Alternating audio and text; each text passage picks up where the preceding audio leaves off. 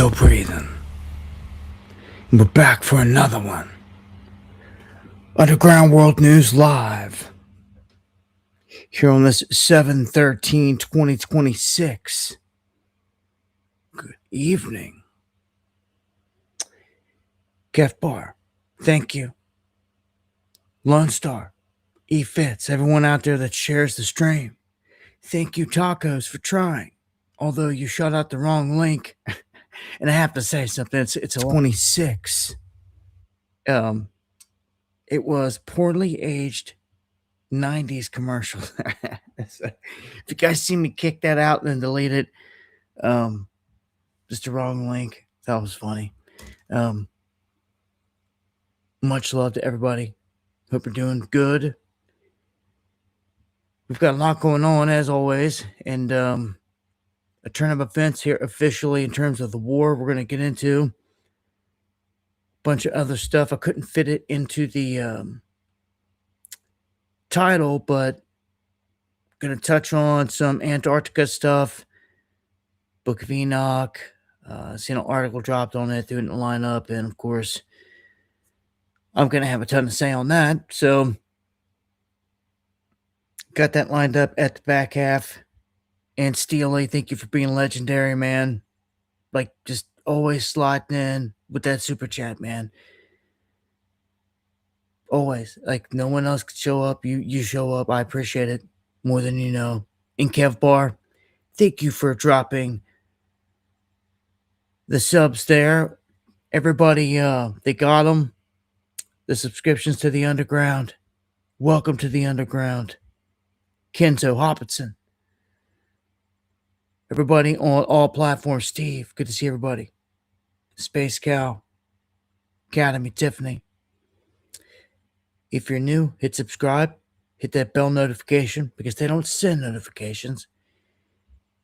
And anything to get to me, dabu7@yahoo.com. I do appreciate all PayPals, coffees, support, sharing is caring. Gonna keep one eye on the chat. Looks like everything's good. Warrior in the house. Jesse. I'm supposing everything's 5x5. I don't think I asked, but fixed. All right, Taco. So I know you guys are hearing me. Hey, I appreciate that, brother. Much love to the fullest. 5x5. Retweeting that real quick. I don't think I asked, but and that is the X feed. Anytime I refresh it, I am live on X, on Facebook, on Twitch. I do believe as well. All backups, Rumble. If you can't find the stream ever in the future, you can look on one of those places and find it. Although I really don't promote the X. It's just there for a backup. I don't even think there's comments. I've never seen a comment one come through off of there. But thank you for all the feedback, everybody. Get this thing cracking.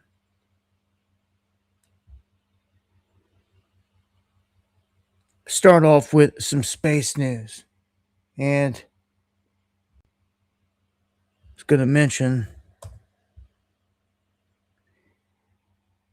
they're saying look for air glow tonight. There's a new moon, July 14th. That means now's a good time to look for air glow in the sky where you can see it looking like green or whatever, like that color right there. Kind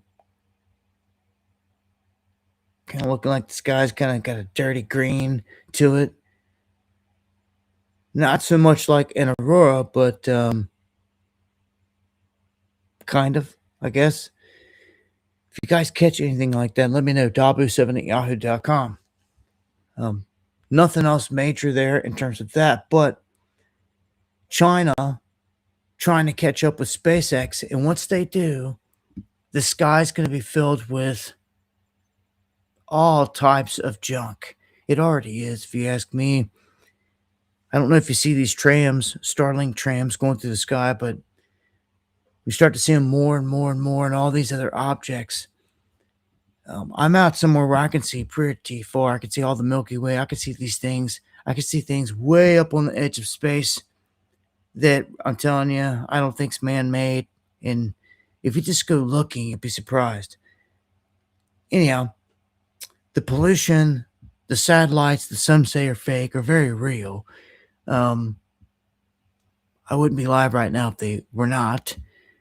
Um, it's just the way that it is.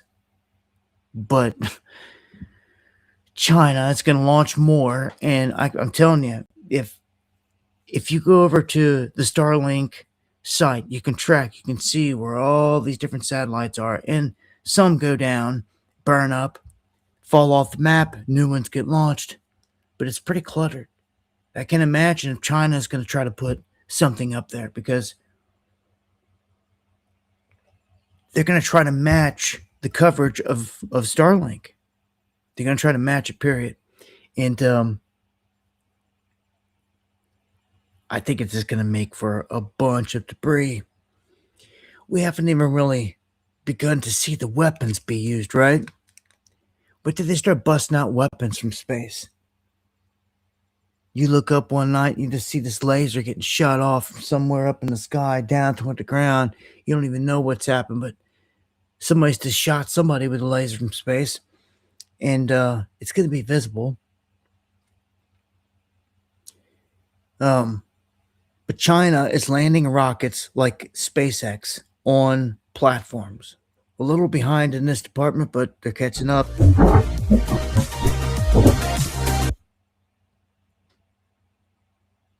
can see here.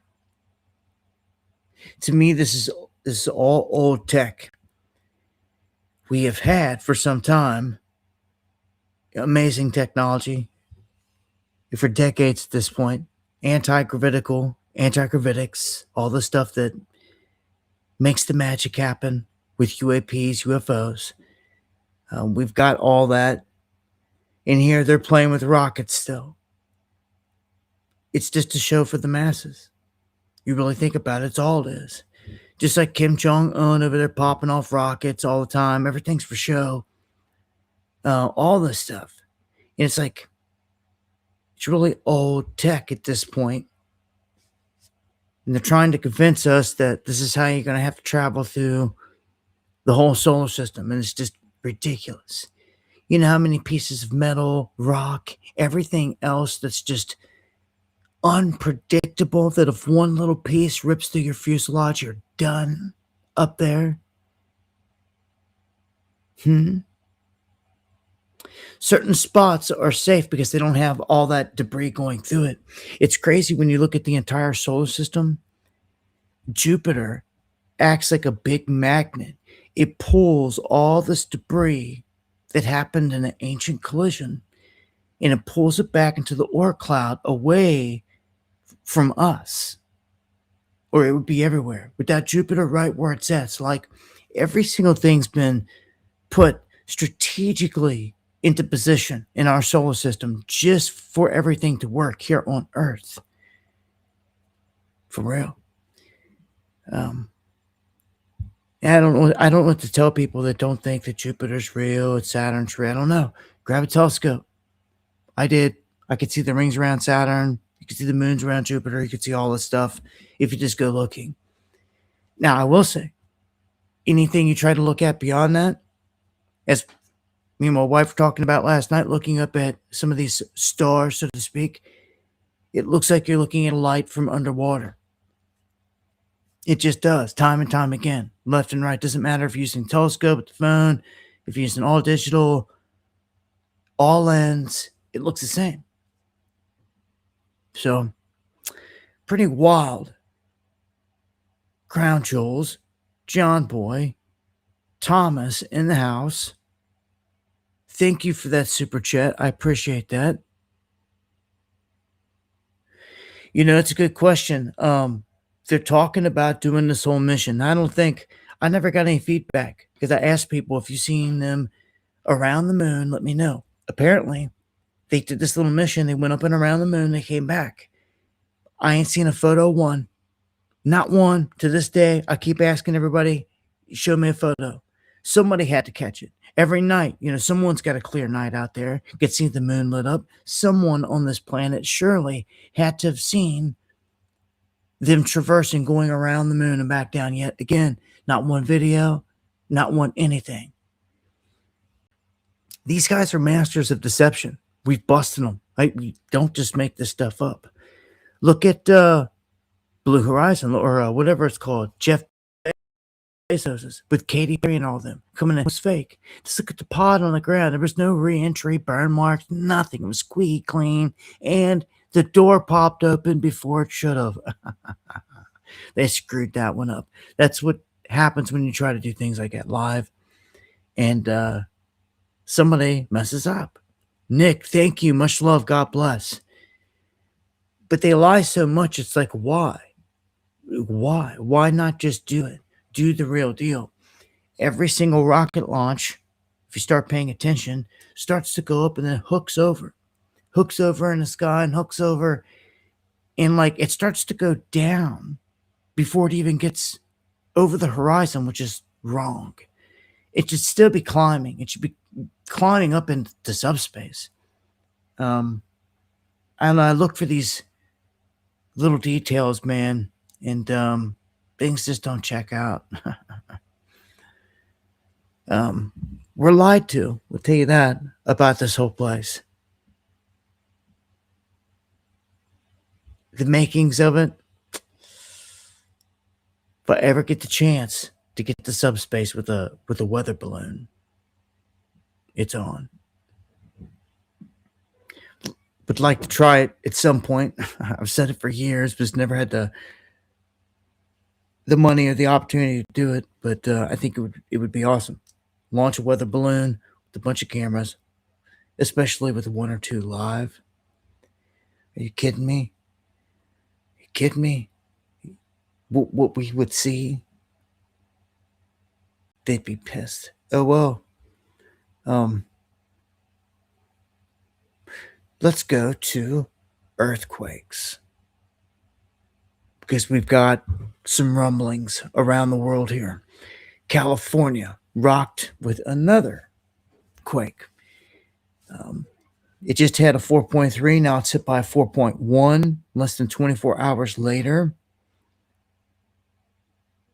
The Garlock Fault, and of course this connects up to the San Andreas.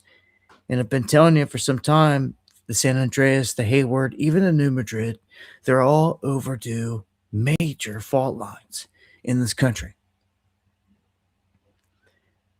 All major overdue. Now, I don't see a quake registered on this map, and it may be because they know that it wasn't a real earthquake.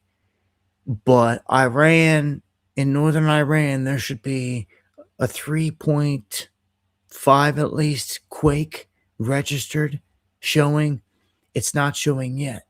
If you guys capture anything on that, let me know. I seen RT and the bigger outlets putting out information on it that we rocked Iran so hard tonight that it triggered that big of a quake. And then there's all this talk about potential nukes, tactical nukes, smaller nukes, all this other stuff. That Trump let it slip twice. We're going to look at all this. But if you guys ever feel any quake activity out there, let me know in the comment section. A heads up for a heat dome. I warned you about this before. We went through the first one, and there was supposed to be a series of 3 with what they were calling the mother of all heat domes setting up, still incoming. Well, they're calling this one that's setting up right now and going to hit the middle part of the U.S. in the coming days. They're calling it the planet's strongest heat dome. So I'm telling you, this is weather warfare like crazy. Alexis, man, thank you so much. So much, man. Pure bloods rise up. Illuminati all day, man. It means a lot, man. Thank you. it's good to see the reflection. So they're calling for the planet's strongest heat dome to hit us again. Like, I know that most of you felt the power of the one last week. Now look at this. It is. It's parked right over the U.S. Massive heat dome. Um, some of you are probably feeling this right now. This one shows the effects 1 to 110. Watch this go into motion.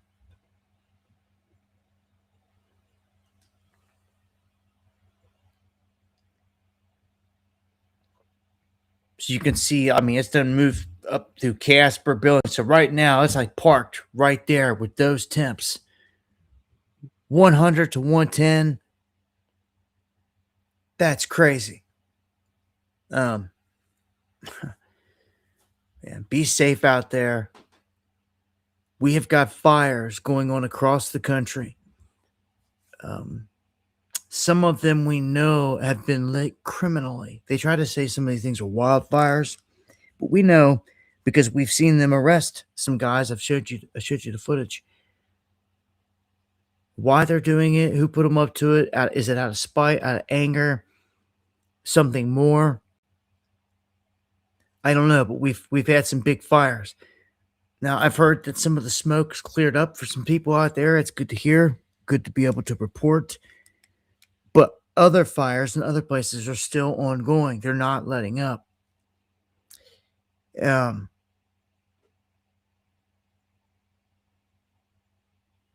no, and I get in source. I thought about that right when you said that. I get that too because I've seen the models of it, and that's true. Perspective is a mofo. Um, that's why the only way I know to solve it is to get cameras up there. And boy, it'd be awesome to have it in the sky during one of them launches, wouldn't it? Wouldn't it? Wouldn't it? Talk about timing and doing it. That would be the key right there. We've seen people launch weather balloons with cameras on them and then retrieve the stuff and put it online. I've seen it before, and it's just some wild stuff up there that they don't even say a word about. I can imagine doing it during a rocket launch. Um, yeah, I'm ready to put some things to rest, man. So many questions. That would be legendary, right? Just get out the way. Um, all right, I'm gonna go to the next one. The next one is talking about what happened over the weekend. One of the biggest sporting events in some time went down, and I can't, show most of the clips because over here on YouTube you just can't with all the sporting stuff, which is ridiculous. I think you should be able to go over small clips of stuff, but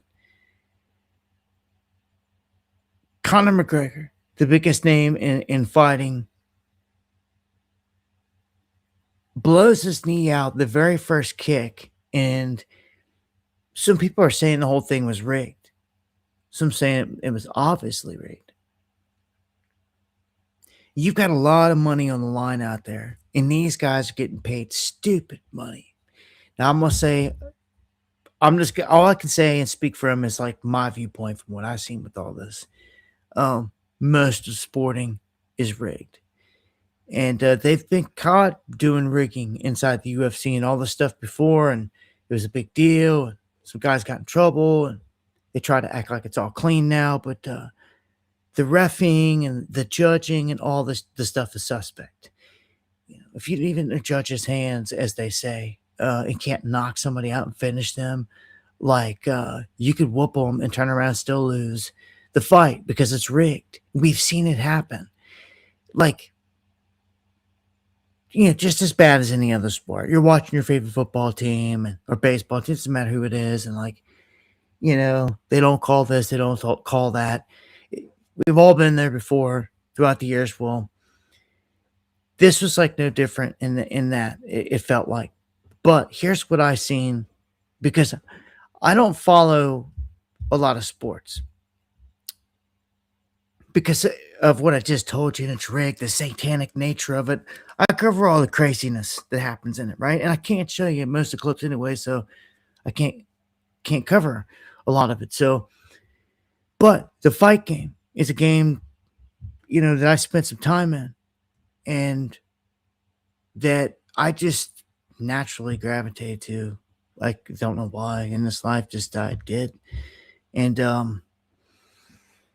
I worked with a lot of fighters in different promotions and this and that, and just always have kept an eye on it because of that. Now, I've seen some make it to the big league from back in the small days, so it's been a treat to see that, and people dying. There's always something going on. But when I watched this whole thing unravel, I watched the interview, and it is of Max Holloway, which is Conor McGregor's opponent during this, and they already fought one time before. Conor beat him. And everyone, the big deal was Conor's been gone for 5 years. Conor broke his leg last time he was in there. They put a steel rod in it. And no one thought that he was going to make a comeback. That was his left leg. Well, I heard Max Holloway slip and say before the whole fight went down, they were talking about his contract and this and that. And like, he was just like, well, yeah, let's just get this out of the way. And I'm ready to do a third one with Conor. We could do it at the end of the year. We could do it whatever. And it's just like, hold on. Like, what? Like, you just like blowing past this whole fight. Like, you're talking like another one. Like, it was weird. It stuck with me. So they show Conor McGregor warming up throwing a kick. And I don't know if it was pre-recorded footage, how much pre-recorded or what. But when he was actually walking out, it wasn't vintage Conor. It was a slow, the whole, he looked off. Everything about him looked off. Well, then when he gets down to weigh in, he literally cannot stand on that leg. You can see it. Go back and watch the clip. It's I can't show it, but I said, what? He was having problems putting weight on it. You could see it. It's like a limp, and a ton of other people have seen it. And it sparked all this talk about a conspiracy and all this other stuff. Well, lo and behold, as soon as the bell rings, he does this little hop skippity across and jumps up in the air. When he comes down, of course, the whole right leg's gone. He can't do nothing. And the whole thing felt weird, looked weird. A ton of people lost a lot of money. And some people put a curse on it, but I'm here to tell you the game's rigged. Drake bet $1 million. And Drake's bet $1 million like the last couple times on Conor McGregor and lost. And it's been called the Drake curse. And when I seen Drake put $1 million on it, I was like, man, he's done.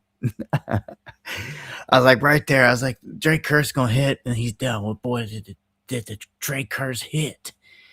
Either that or it was 100% of a setup. All that I'm telling you is people making a big deal of it. I don't know what to tell you these days, man. This is all like entertainment, as far as I could tell. And like, yeah, it is what it is. Theatrics at its finest. Thank you, Kenzo. Anyhow, we'll move on from that. I seen a couple articles on the grid going down. When I see these things pop up and they pop up together, it serves sometimes like a little sign, like, hey, something's going on. Don't forget. When the grid goes down, you better be ready. So I'm just putting a reminder out there. With the heat domes and everything else, it's a perfect time for them to put people in blackouts anyway. Some of you may go through blackouts. I don't know. Depends on where you're at. I know with the weather out there, when it gets to a certain temp, I know because some people have told me they have like certain hours where they can't do certain things, which is crazy. The fact that certain people out there cannot live their life just freely and have to ease back on electric use. And the government's telling you and mandating this between certain hours, like evening hours, like right now. That's crazy. Um, it's Gestapo, and I can't believe that so many people were just under those dictatorial powers, man. Um, just crazy. I could just urge if you don't like it, try something off grid. Because solar works, really does. Um, can't talk about wind, but I know solar and bifacial solar definitely helps. Uh, I've seen a lot of people complaining about the power bills, and it's all the time. Utilities, power bills, water bills, all the bills, everything going up left and right. But I don't know. I would think that in the summer, with all the heat, it would have more of a likelihood to trip the grid in places than like in the winter. But you never know. But if they want to pull the plug, they're going to pull the plug, right? Um, we've been anticipating an event. Wouldn't let your guard down though. Um, I'm not going to go through this because I've gone through it so many times. Okay, so many times, but like again, they're repeating it. They're putting it out there again and again. They go through though in these articles talking about just how quickly things break down in terms of infrastructure, like the grid anomalies get detected, um, and within a couple minutes, irregularities start to trip things. A couple minutes after that, relays isolate things, transmissions go down. Just a few minutes after that, telecommunication providers report widespread routing instability. And within 5 minutes of that, they say multiple regional grids enter self protection mode simultaneously. This can all go down within 10 minutes. And I don't know if we do go through some kind of lights out thing from here, anytime, like random, like catches you off guard, you got to look at what happens first and foremost, right? You can look at what all is going down. If like you're driving and the vehicle stops, like working, like we just got hit by an EMP, planes start falling out of the sky. That's like worst case scenario. I would say they would do some cyber attacks before that, but you never know. Seems they got the new 9/11 lined up here. I don't know what it's going to be, but a cyber attack is going to take out like comms, phones, things like that. The grid could take down, lights, intersections, things like that. There could be wrecks all of a sudden. The banks could be down. You can't complete a transaction at any store because the internet's down. Just that simple. Just that simple. It's going to come down to a cash thing where, again, cash is king. They're trying to do away with it in most places, but man, I've seen most of the farmers markets, most of any place, any flea market, anything like that. They're wanting cash. Anyone that can get cash, they want cash. Some accept cards, but it's primarily cash. Some only accept cash. So, um, I applaud those places for keeping it like that because they keep the cash in circulation. And the reason's simple. People don't want to be tracked and traced because they know if they are, they're going to be taxed on everything. And this whole time with cash, everyone's been able to sell anything and everything without the government knowing anything. You could do anything in your backyard, lemonade stands, all that. Like everyone knows, yard sales. The moment they go digital, the government gets a piece of every one of those transactions. And you have to stop it. You have to. Have to. My biggest fear is that they're going to use an event to hold money hostage and say, well, just go download this app over here and it's fixed. It's a very easy fix. And guess what? Everyone falls for the trap. I've seen it from a mile away. It's very easy. I don't see why they don't do it. I think they very well will. It's just a matter of timing here. So the banks will get hit.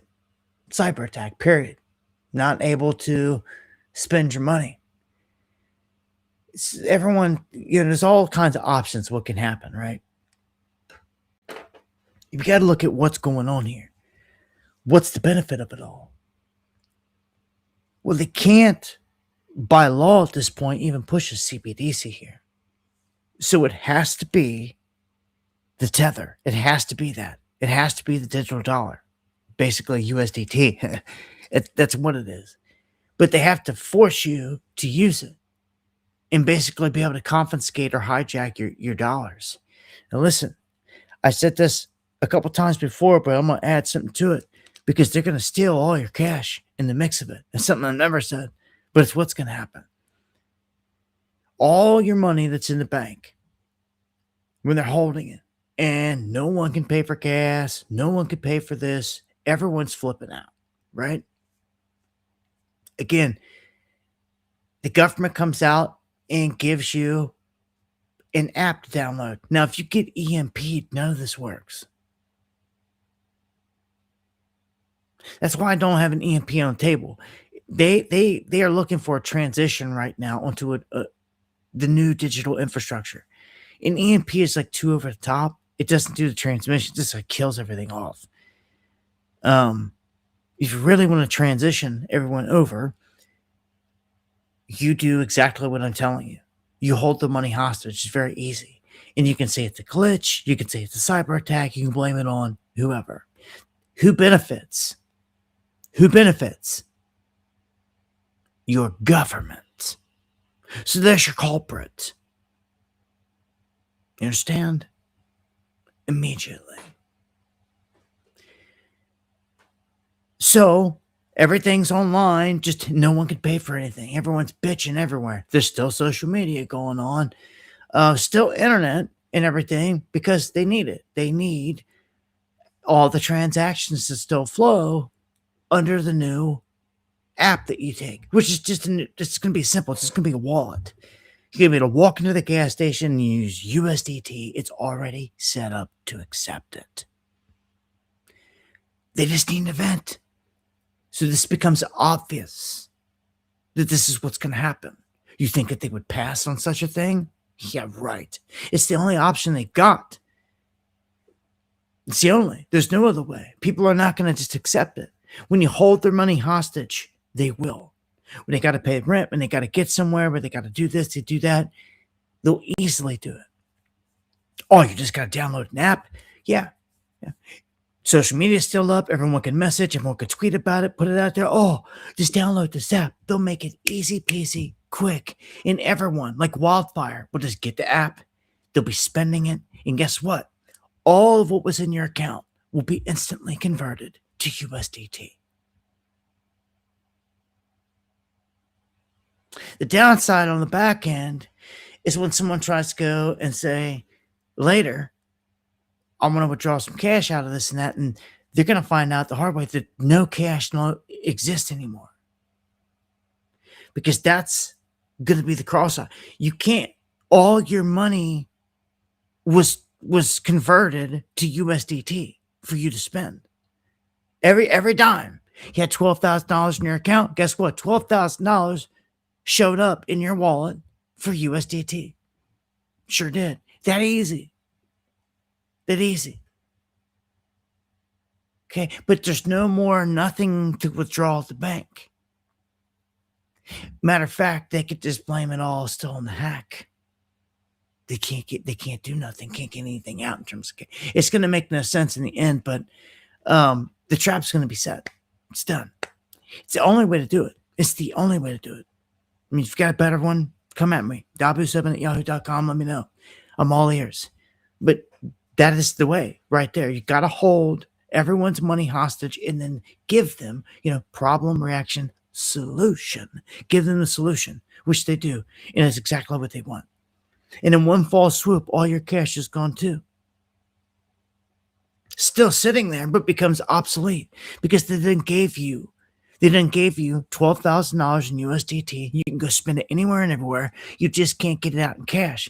And guess what? When they're like, well, we haven't figured this out yet, we can't get no cash out.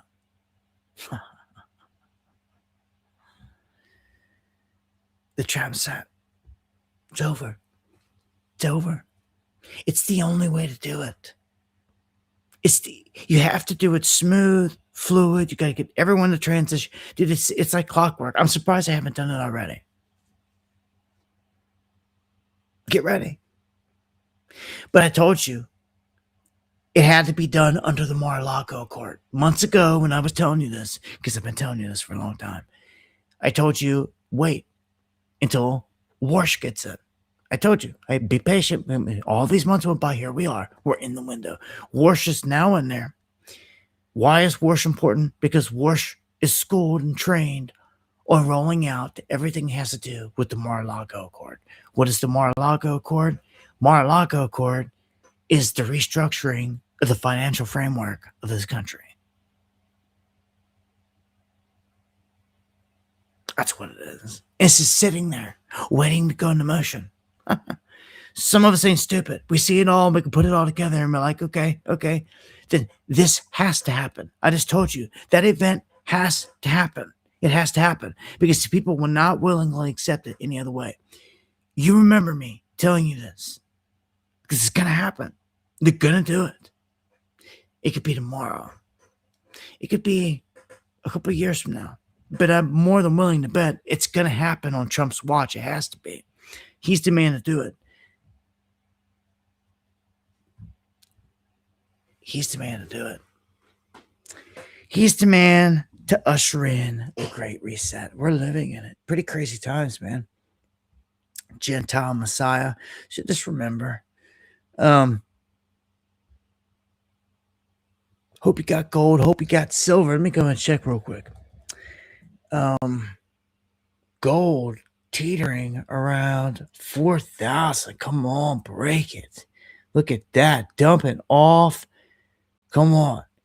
If it breaks this, it's right at the 4,000 barrier. If it can just break it in free fall, start to fall a couple hundred from out of this range to like 37, 38 and find a floor right there, that will be spectacular. That will finally bring silver down to the low 50s. And that will be the real buy window we've been looking for this whole time. They take time. I know some people done bought a lot of silver. Some went all in and this and that. Like, cool. Like, don't fret. You see this thing dipping, man? Keep filling up. That's all I could say. Keep filling up, man. Because you average your cost basis out. You don't break the bank, but I always say this, average in, man. Try to average in the best you can. Some people can't help it. They go diving in at a certain price point. That's their choice. But 58.13, looking good. Like I said, it's following gold. So is platinum. So is palladium. Look at them all. They're all just a mirror image of each other. Look at it. Every single little up and down, every little peak, every little up and down, everything is identical. Everything's tracking the same, following gold. Gold a little more dramatic here. I will say, this fall off right there. See, silver didn't have as much of a pull off. This shows you that when the time comes and this thing does take off and gold snaps back and it runs like 44, it goes back north, starts the bull run again. Silver's going to go bananas, man. Silver's going to go bananas. We are less than half of 120. Okay, you can double your freaking money right now, loading up right here on silver. You're less than 60? Are you kidding me? We just hit 120 here recently. It's going to happen again. And if you're just patient, you can double your money easy. Silver gave us a 10x already. Yeah, I don't even bother with platinum or palladium, but I mean, if you like them, go for them. Copper, there's investment in all of it. I like copper a lot. Um, all of it, man. Precious metals. I'd stack them. All right, let's go to some of the emergencies here from the weather warfare. I'm going to take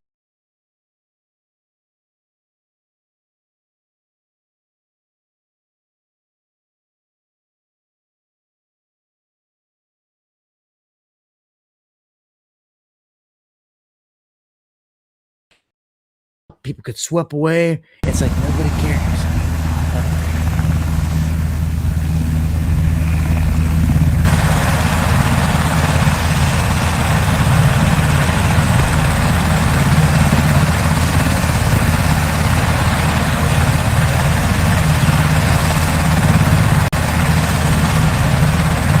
Those people very lucky to have the chopper there to help them. Again, that's in Missouri, the floodwaters. They were trying to stop a situation where a bunch of school kids didn't get swept away again, like what happened a few months back or last year out west. I believe it was maybe Arizona. Um, but yeah, the National Guard helping, dropping off all them kids. I tell you, that's something that they'll never forget right there. Hitching a ride on a Black Hawk, getting dropped off. Um, but yeah, at least they were saved. But there's a lot of people that were not. Um, between the heat domes, man, and in this crazy ass rain bomb cycle, man, it's just relentless. So, all right, we're gonna take us up to we'll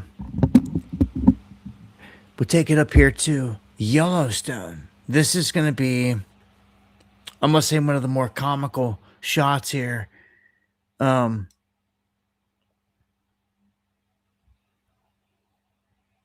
this guy right here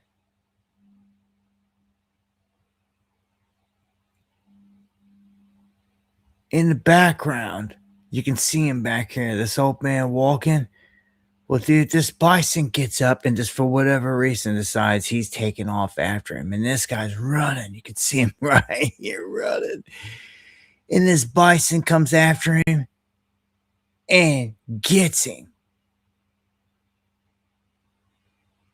Right here. He tries to cut the corner and he gets him.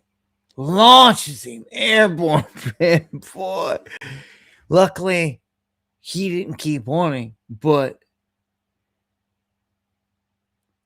I don't know, man. You got to do a better job than that when you've got some trees and some obstacles between you and the bison. No, man, they got the last thing you want to do, if you don't know, is get out in the open stretch straight. And that's what he just did. Even though he was trying to go around the tree, he'd have been better off like diving in or behind this tree somehow. Instead of being out in the open straight, because as soon as he got out in the open straight, it just took 2 seconds and he was on him. Bison was on him. He's lucky he didn't get him some more, but I uploaded one to my TikTok the other day that showed an elk. It's a short clip. Showed an elk charging at a ranger. And it's just like a 5-second clip, but like the bystanders are like, they lose it. They're like, oh, and did a little bit of cussing, but it nailed it. It was a big old elk nailed the side of the ranger vehicle with its antlers, just head on, bam, charged it, and it was pretty wild.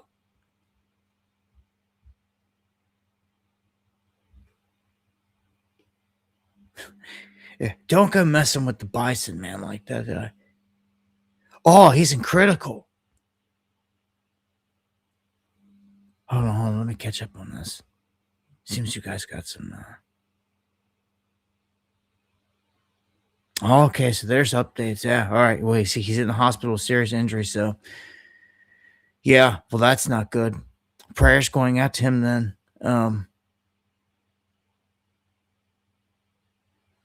Yeah, that's unfortunate. You don't want to mess around. That happened years ago to somebody, same place, Yellowstone. Um, trying to think if it was a man or a woman. They tell you not to go up and pet them, but I'll tell you this: when you go up there, you'll see something that's pretty crazy. They are they're pretty docile. The elk, the bison, all that, they're pretty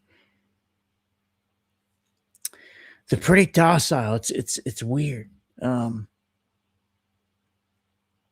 I drove through the main town up there, and when I did, I couldn't help but notice. I'm like, man, look at all these animals. Just like they're like with you can just reach out and touch them.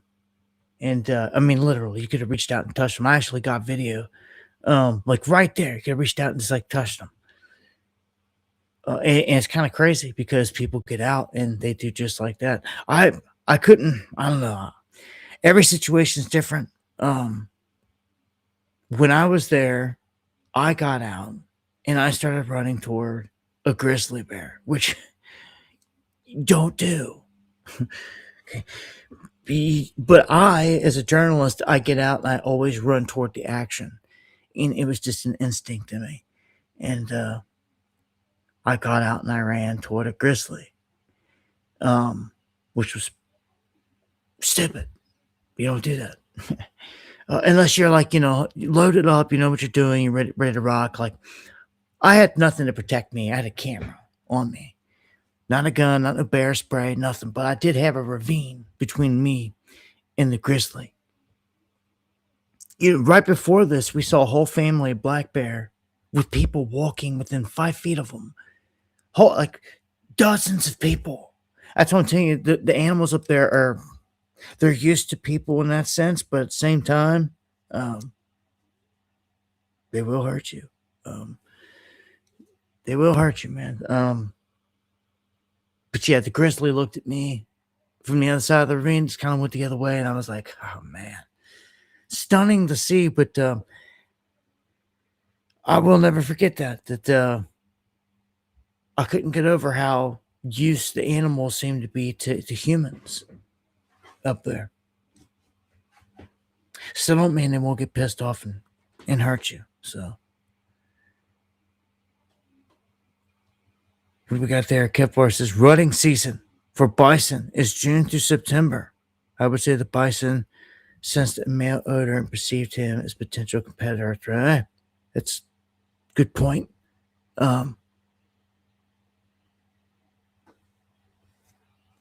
Yeah, don't do it. Yeah, don't do as I do out there for sure.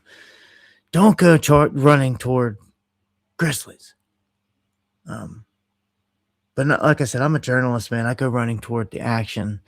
It did the same thing in DC. We heard big, huge booms. Could have been buildings getting bombed, and everyone was screaming and running like off a horror set. And I didn't even think twice. I went running toward it like a gazelle, like just taking off through the field toward it. People like out of a movie. People just running past you, screaming. All the stuff, smoke in the air. But that's just what I do. I don't know. That's just what I do. No. Normal people, yeah, don't do that.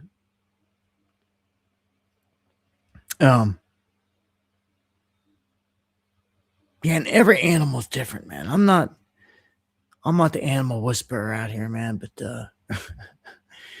just always be aware of your surroundings. I don't suggest going up around. And I mean, you see in that clip, that guy was trying his best to avoid the thing, and it how the camera people, I thought it was AI, to be honest with you, at first, because the camera, like, how is somebody so lucky to be set up on the other side filming all this? Um, and as crazy as it looked, he got launched so high in the air, but very real. Like I said, be careful out there, man. Yellowstone's an awesome place to visit. Been there one time. If you have a chance, do it. It's a bucket list thing. Do it. Get the family out. Just enjoy it. Yeah, and I'd love to see some photos if you guys go.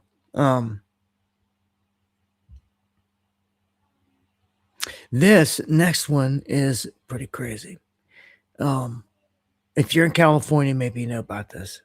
And let me know here. Some members of Southern California community are ticked off. and others are calling for a ban on fast food chains. Officials in Culver City approved a temporary 45 delay on a new drive-through permit they said they're drafting. A permanent citywide ban, igniting a heated debate over whether environmental concerns are being pushed too far. They're saying if passed, the drive-through ban would not apply to the city's 8 existing restaurants, only new ones. So they're going to ban drive-throughs. You know, it's a convenience for some. Others say it just, it's dicey. You know, Look, when it comes to drive-throughs, and I can see what people are saying, like, oh, there's an Arby's or McDonald's and Burger King and all the crap locations, but like, I don't know. I think that you should have an option. I don't know. Anytime you start to take your options away, I don't think that's good, right? Like, you should have the freedom. But I don't know, man. It's not good. Culver City looks like they're going to be taking away some of your options, for good or for bad. So um, things are getting expensive out there. I can only imagine how much some of these restaurants are, because some people be going out trying to eat once, twice, 3 times a week. I just don't see how you're doing it, affording it. At all. Be lucky to catch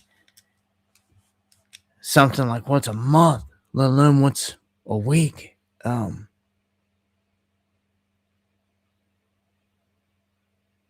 once fell off a swing, cracked 2 ribs, chafing fell. Oh man. Sorry to hear that, brother. So the next one shows which states actually produce most of the food here instead of just putting up fast food chains. We'll take a look here real quick at which ones actually grow all the food, keep us alive. If things were to shut down, like really seriously, like everything was a shutdown, no imports, no nothing coming in. Well,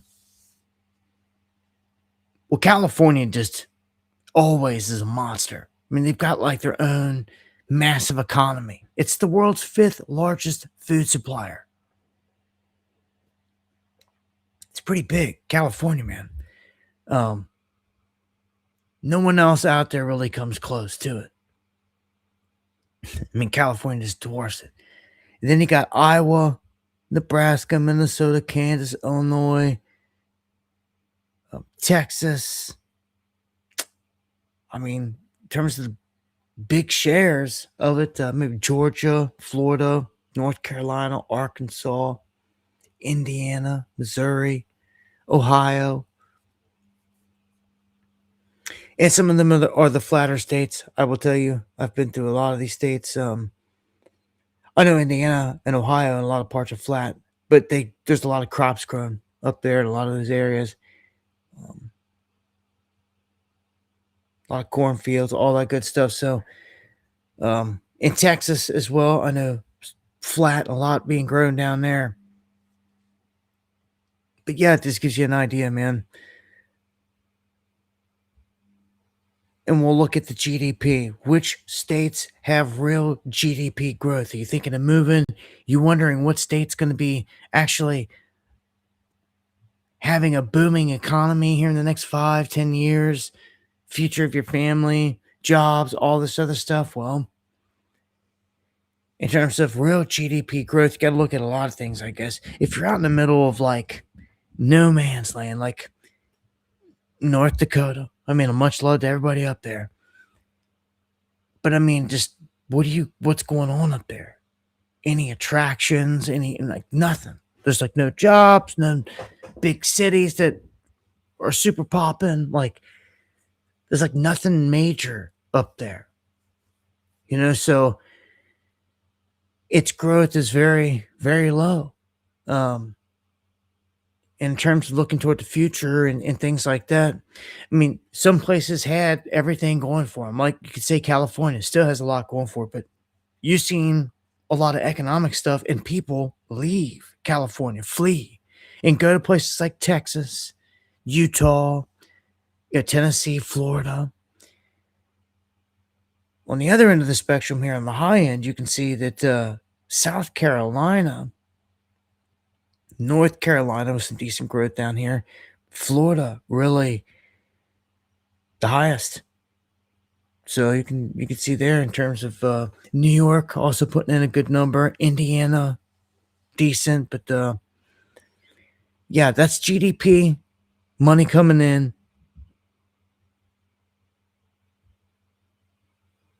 and every state's got its own downfalls. Um, every state pushes their own laws. Some states put it on the books themselves, like no CBDC. You know, federal government doesn't have to say certain things. Some states make gold and silver legal tender, which they have, and they've done away with taxes, which is a huge thing. It's why I always tell you, if you can, get in gold and silver, because it's a huge investment that, if you're in the right state, can be tax-free if you're making the right moves. It's not just cash that's very important, but the whole barter thing here. You can trade with someone, whether it's cash, silver, anything. It could be food. And I'm going to tell you, a lot of times in a crazy crisis situation, it's going to be just that. It's going to be that, whenever the time comes, hits the fan, you're sitting there on a plethora of tomatoes or something, and like somebody else has got a plethora of potatoes, and you guys can do some fair trade, and that's barter. It's going to happen like that a lot, I feel. Let's jump into some AI, some humanoid robots. They're saying that humanoid robots have now performed successful gallbladder surgery. And I don't know, like, who wants to be the first guinea pig when this thing just decides it wants to start karate chopping or do whatever it wants to do, as we've seen in a bunch of clips.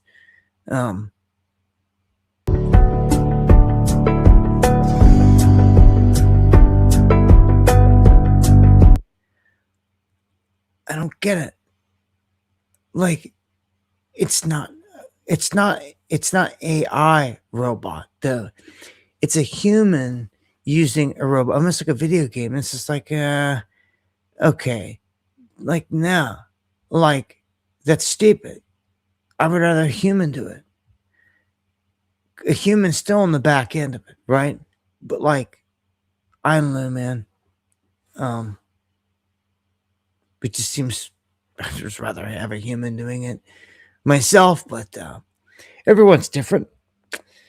Things are advancing, and I guess it depends on, what the surgery and what everything is, but I'm for humans, man. Gonna start promoting to the fullest. You got to start promoting us, because we're getting weeded out. And they're throwing up a surveillance state around us. And the surveillance state's not to watch the robots. I can assure you of that. It's to watch us. And this has everything to do with all the cameras going up everywhere, all the tracking that's going down. We're seeing more people than ever rising, pissed off about what they're seeing with the tracking and the surveillance. I mean, we've said 1984 many times, referencing the dystopian direction this country is going in. Like, we're there with Palantir and all Flock all over the place, and all these other programs springing up. What really has to happen is the Supreme Court needs to step up. There needs to be a ruling, and it needs to all be shut down. See, in some states and some counties, it has been. It already has been, which is great for those places. But that's not large scale. That's not across the board, right? That's not. The federal government, we already know, is partnered, and they're wanting this. They're allowing this. Okay, so the Supreme Court has to step up. The people have to step up big time and get them involved and stop this. It goes against all your amendment rights of privacy and everything else. But they're not going to stop if people just sit there and do nothing. There's report after report. There's already been entire police stations, like almost all the people in there, caught and charged for abusing this system because of what it is. I mean, there's so much corruption all over the place anyway. It just kind of pulls the corruption out and shows you who's willing to do the corruption. The cops, corrupt cops, and all this. And they're doing it left and right. They're tracking women that they shouldn't be tracking. They're people they don't like, and they're setting people up, and they're doing all these things, and they've already been busted doing it. All with the help of Flock, and that's ridiculous. And that right there is a good enough reason in itself. It's being weaponized right out the gate, and it's not keeping anyone safer. It's by and large tracking everyday people above and beyond anything. This everyday people, your every movement, and cataloging it, watching, and this has to stop. It has to stop. When you lose your freedom of movement, you can't even walk around. Are you kidding me? Like, this is not targeted policing. This is mass collection, is what it is. Yet this is only the first stage when it comes to an AI surveillance state. See, and in this whole instance, the machine accuses many times falsely. Even the humans, we've seen a cop show up to that lady's doorstep, and he was like, "Oh no, we got you stealing a package. We got you. He was adamant. We got you. You're going to court." But he was wrong. Even though he saw footage of a woman running up and stealing, he was still wrong. He was wrong. All of these instances show that Flock is wrong. It should not be used at all in any city, in any town, to track people whatsoever. Okay? And again, the machine accuses, the police act, and then the citizen is left to prove that the machine was wrong. This is ridiculous.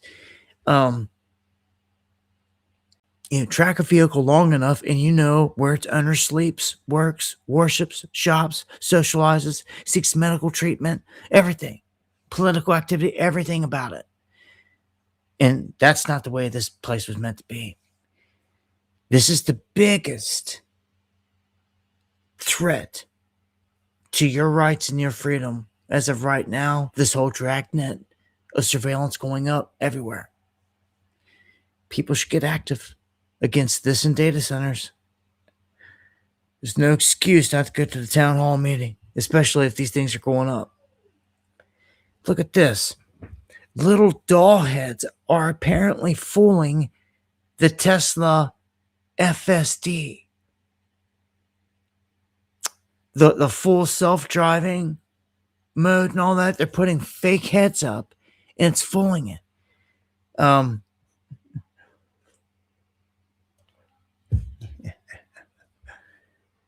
Like, look, if they're going to do this stuff, people are going to come up with ways left and right. It's not going to stop. And instead of people having to jump through all these hoops, they just need to take it head on. You ask me, especially with all this tracking. Yeah, it's bad. So, when it comes to this digital police state, it's just that I told you earlier. They're one event away from getting the money right where they want it. And that's key. That right there is key. It's flock could come down still everywhere you go and every dime that you spend. Once they have that, that's a dream for them. Another dream is locking us all down and having us do whatever they say. The closest they had us was during lockdowns. And got to keep your eyes open for anything they can throw at us. So what do we got here?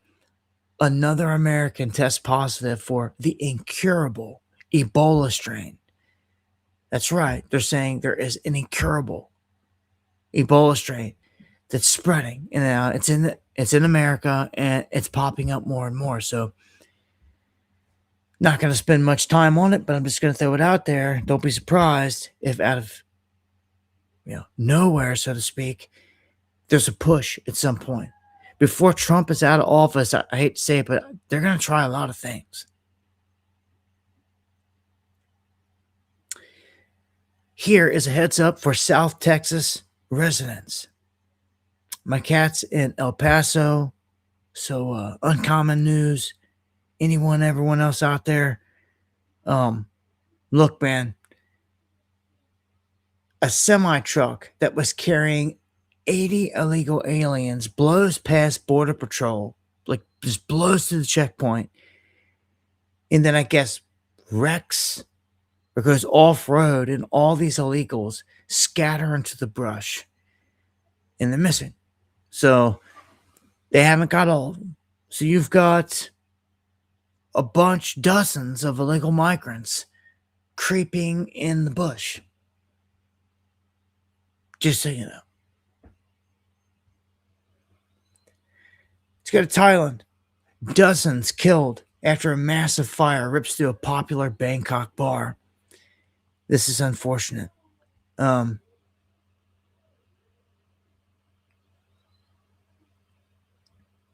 shot here. Hey!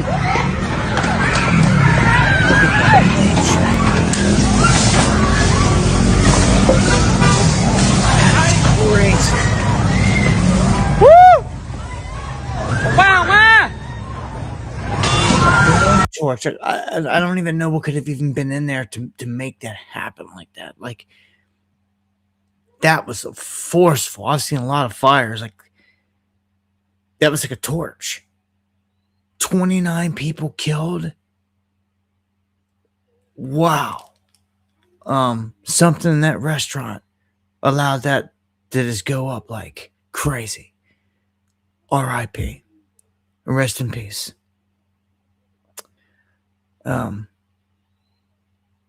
Yeah, it's a concoction, Maryland. Yeah, I get it. Yeah. They made it. Just like everything else that they release on us and then experiment. We have U.S. Capitol Police arresting an armed man at the North Barricade. This was at the Capitol building. So they're going to play This Guy Rolls Up. You have this every now and then. These individuals trying to jump the fence, try to drive the vehicle through one of the gates, hit the barrier, and another one, so to speak. And we go to the next story, which is an ICE shooting in Maine. This is a wild one. I wouldn't be surprised to see if there's protesters and all that stuff that gather, start doing something after this. This is it's hard to really see here in this clip, but the vehicle right here, this white one, has an ICE agent run up to the side of it. You can hear shots right. They're already shooting into the vehicle, and here is the ICE vehicle, or the ICE agent, running right next to it. I don't know if the person. I'm guessing they shot him, and then he was dead or dying. And they open up the door, and his body flops out, and then there's kids in the car apparently as well. But it was pretty dramatic when they got the body out, and I'm not going to play that clip, but anytime they start talking about these shootings like this, you never know what could spring out of it. More footage could come out of it, and I'll update if we see anything else. The next one, we have a teen murder suspect brutally beaten and stomped to death in a Mississippi jail where the streets got vengeance. This teen murder suspect killed on Sunday 18-year-old Mylan Butler found brutally beaten and stomped to death inside of his Raymond Detention Center cell.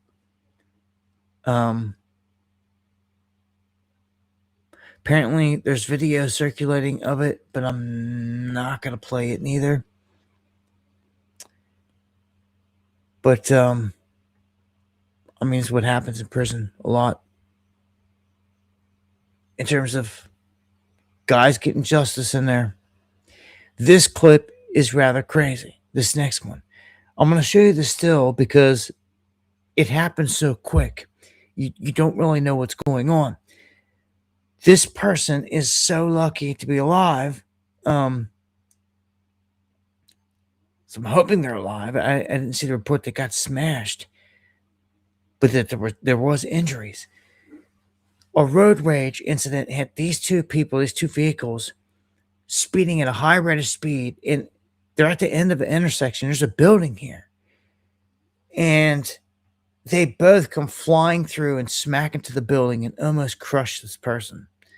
All right, the pedestrian had to think real fast to survive. It said so. It looks like they did. Here is the clip. Wow. Yeah, I couldn't tell if that second one got him or not, man. I'm going to go back one more time.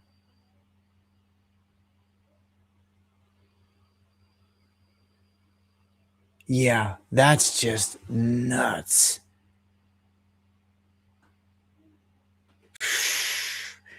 Just walking down the street and you have to stop and like just jump the other way for your life. Well, that was a crazy one. I keep telling you, there's someone or some kind of agenda out there burning churches down, historical churches, not only in America, but worldwide. We've seen it all across Europe. And I'm talking some of the oldest, most legendary churches out there. And some of these places are key because they have history in them, and history is key. And when they just burn them down, it's like burning down a library sometimes, in a sense, because a lot of history is going with it in secrets and telling you. And they're doing it left and right. It's happening, I mean, constantly. So much so that it like jumps out as being a targeted attack. So you've got another one that gets hit, this time in Pittsburgh.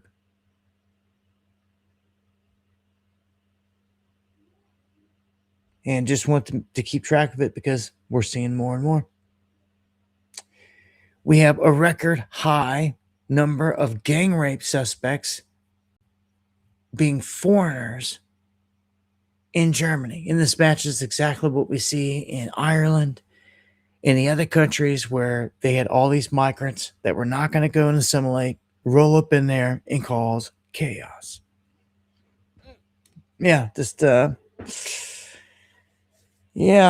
just all part of the plan. George Soros' plan. It's never going to change till people clean up the areas and kick these people out.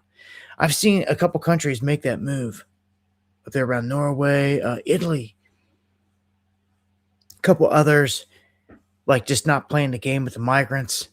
Because if you do, they're going to just come in, they're going to overrun your cities and your towns, just like they do everywhere, and cause problems. So gang rapes, molesting people, pedos all over the place. Who wants any of that? Someone wanted to send it into your city, it seems. Luna, thank you. Much love. Thank you for the super chat. I appreciate it to the fullest. Thank you for that love.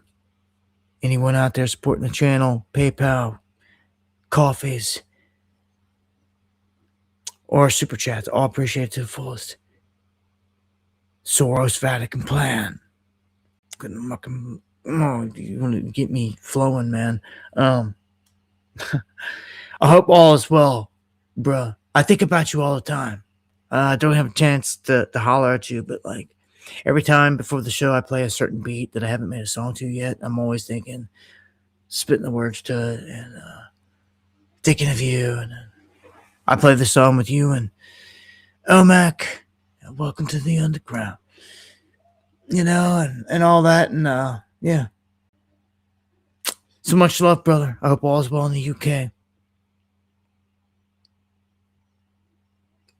Much love to all the purebloods out there tonight, wherever you're at. This next one, I gotta make mention because, well, just cause I gotta. When I see something that's a red flag, it's a red flag, right? And look, I've been in this game a long time, and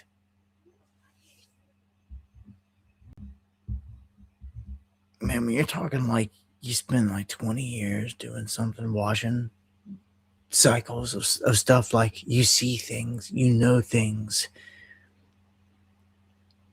that you just know. Sometimes you just, no one has to say anything, do anything. Like, especially with me, like, I just come to know the enemy. And when I get a sense of the enemy, that's all I need. It's all I need.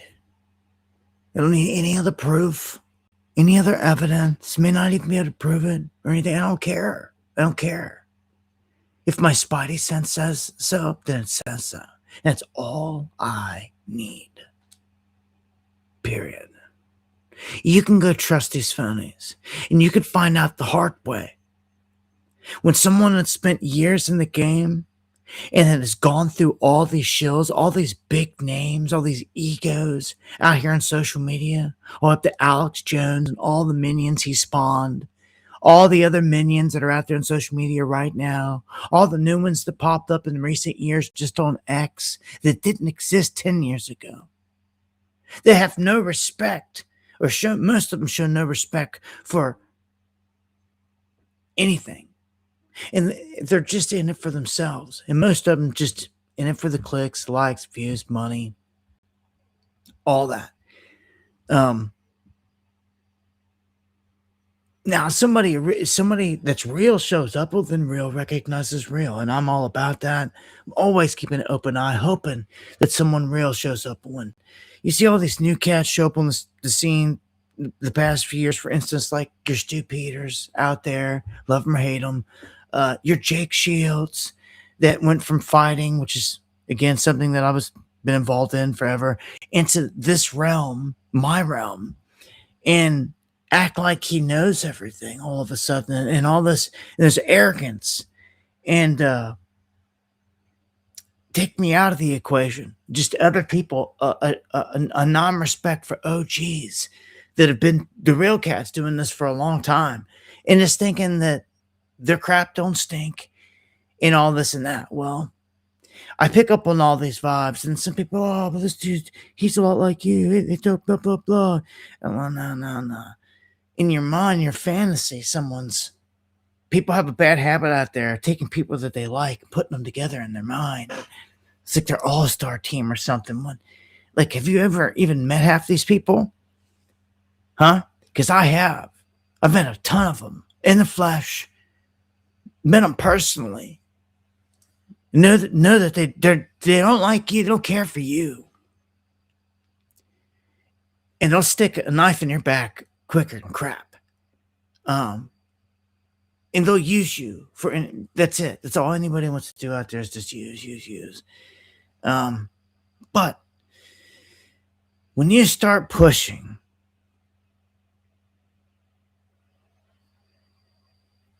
what I'm going to call is like anything that has federal agents attached to it, and like you go all in for it, well, that's no different than MAGA with me.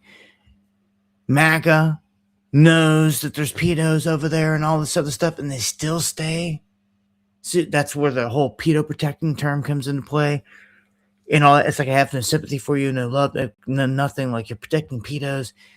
Like over here, it's like, okay, anyone caught protecting feds or anyone associating with feds or even trying to convince you to think that they're good and that they're not anyone wasting their time and energy trying to convince you that this large group of people are not feds that got their face covered and all this other stuff, and that reek of feds.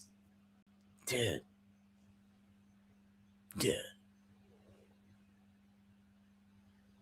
You could take every single one of them dudes and put them in the shell box.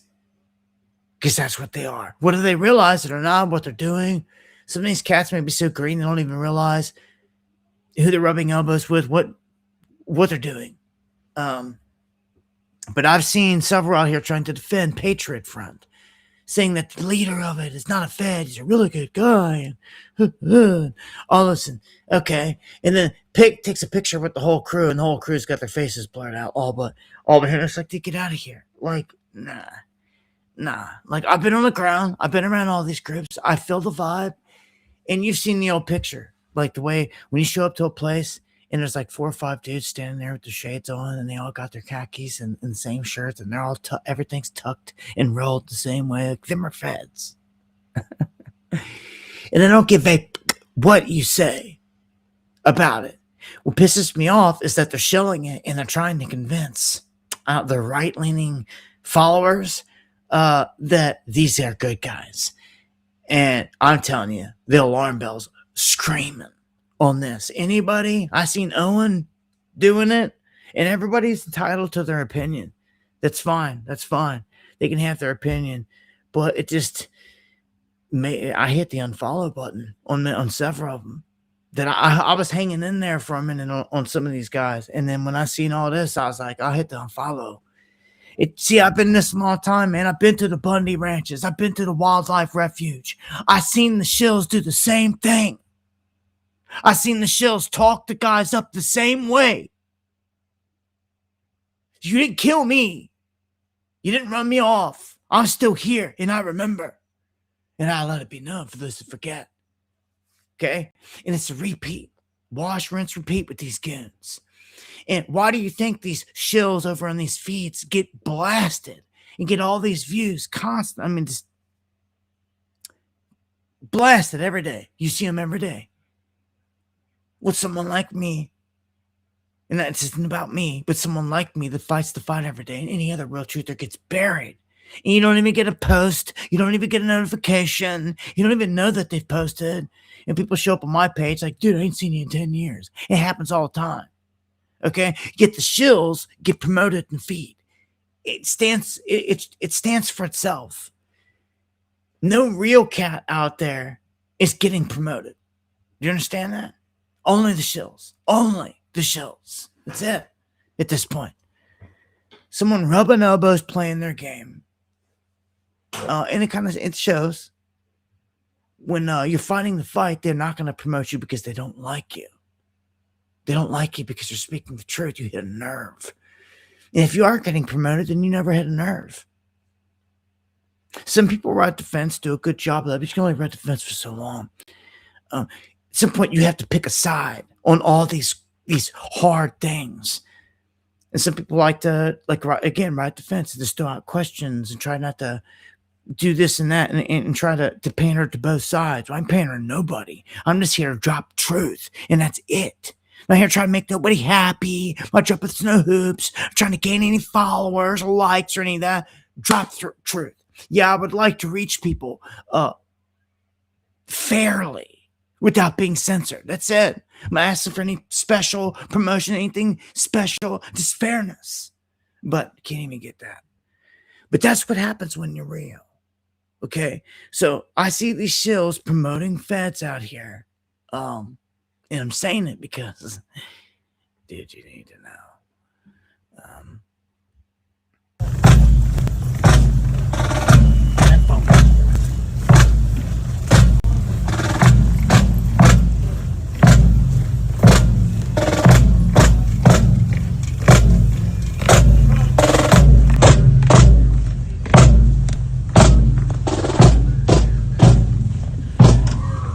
All across this country in different places, and I've never had to hide my face. I've participated in different marches and this and that, different rallies, this and that. Never hid our faces. Only guys that I've ever known to hide their face has been a Fed. Because as soon as you see their face and you know who they are, you know they're a Fed. And that's the only reason for it. Now, it can get different in the hood, with cats trying to cover their face and stuff like that, but it's a different animal. Hood cats and Fed cats are two different animals. And you can tell by the posture, you can tell by everything. These ain't hood cats. These Feds. If they ain't Feds, it's a mixture. I'm not going to say they're all Feds because I don't know. And I don't have the proof. I'm just going to say my vibe says, in the discussion, I don't trust them. And that's it. Anyone trying to come along and convince me that I need to or should, get the out of my face. You're a show. You're one of them. You're one of them. Someone's handing you a script because all these dudes did it at the same time. And see, again, I'm not stupid. I sit back, I take a step back, I see the bigger picture. I see that when 1, 2, 3, 4 channels all start spewing something at the same time, it's an agenda. They all push it the same day, same time, same time frame. All push. Yeah, it's an agenda. Meaning, on the back end, they're all communicating. They're either going to a meeting or they have the same handler handing them the same information. One of two, if not both. I don't roll like that. We don't roll like that. We ride against stuff like that. That's these fakes, man. Anyway. You roll with no Feds. Period. Nothing close. Nothing of it. Pisses me off. Who do you think's killed everybody that you've ever loved, ever liked? Every legend there's ever been, from JFK to John Lennon to Tupac and Biggie. Who killed them? The same hand killed them all. There's one enemy, and it's clear. No sugarcoat. You guys should know. You follow me. Nobody wants to know nothing about it. So I think in due time you'll see some fashions pop out. I'm sure there's people out there doing their own little things here and there. Hopefully some grow the kunas to start flexing it out and they don't care. I don't know. I would just like to see some simple protesting. It'd be nothing crazy all the time. Just simple protest, against a data center or something in town. I got to get out and cover one. There hasn't been nothing here local to me. But as soon as I get one on my radar, I'm on it. Although I will not go into NYC. There's a couple places I will never go back into. Unless I absolutely have to. Well, never say never, but I always say that about DC, but because no one else would do it, I found myself going back in there. But I'm not going to DC neither. I'm not going to anywhere trappy. Anywhere I gotta disarm, anywhere, anything like that. It's just a trap. So Mom Donnie failed on this whole thing with lower rent, and people are pissed. I don't know what to tell you. This is how socialism works. Like, real quick, they're finding out. But then, and this is all a big game. The establishment runs the left and the right. Okay, most of you know this at this point. But he just fed a bunch of people basically to ICE here. He put in a map about the immigrant enclaves. And it's basically handing ICE a map like, here, there's a huge influx of Haitians that shouldn't be here. Well, here's little Haiti right here. And, here's here and here. And like every little borough. And that's what they're saying. They're like, he just basically gave them a map to go in and find them all. Not that they didn't already know, because they could have got this information anyway, but the fact that he made it public raises some eyebrows. But they seem to want some chaos. Now some of the congressmen here, they're talking about the Save America Act. You've got midterms coming up, and I can't stand none of this election crap. It's like it never goes away. But it seems the Republicans are screwing up so bad, they're about to hand this stuff to the Dems, which is the gun grabbers on the Dem side and all this other stuff. Like, I mean, watch out. That's why I said Newsom could very well get in there with AOC, but I'm going to run this. Examine what it is that voters want right now. Overwhelmingly, not only do they support this bill, but they understand that it ought to take preeminence. It ought to take precedence over other legislation we should be supporting right now. So I think that's where the disagreement lies, is in the vision that we can pass this, even though we don't yet have 60 votes. We do have a simple majority. And on the technique, the method by which we bring it about. But it does take effort and some creative thinking. We can get it done. Well, you've got, what, 8 legislative days or 20 legislative days in the Senate and eight legislative days in the House before the next recess. I know Mike Johnson is talking about a third reconciliation bill. But again, John Thune says, stop talking about a third reconciliation bill to colleagues when he's talking with them privately. Yeah, look. My whole thing is, why are these guys even going on any break, any kind of recess? Our whole government, the way it operates, everything needs to be like redone. Everything. Anytime critical matters or anything major is going down, there isn't any recess, there isn't any running off on vacation. No. Like, things get done. And they get done before anything else. And you would think that that's how it would be, but it's not. Because it's all rigged. Quite frankly, I'm sick of it. But they're rolling out communism and socialism, as I just showed you, with Mom Donnie left and right. And look, old Bill Riley here, I don't agree with him on everything. He's old, man. This guy's falling apart. I can't believe they got him on here still. But he's making points because, I mean, what else has he got to do? And I guess he's going to stand on them points. And that's what you do in the end when you're about to die. But he has strong ones here on communism and everything else. And I just showed you, like, already Mom Donnie's plan for lower rents and everything is fell apart. Everything he's promised thus far has already fell apart.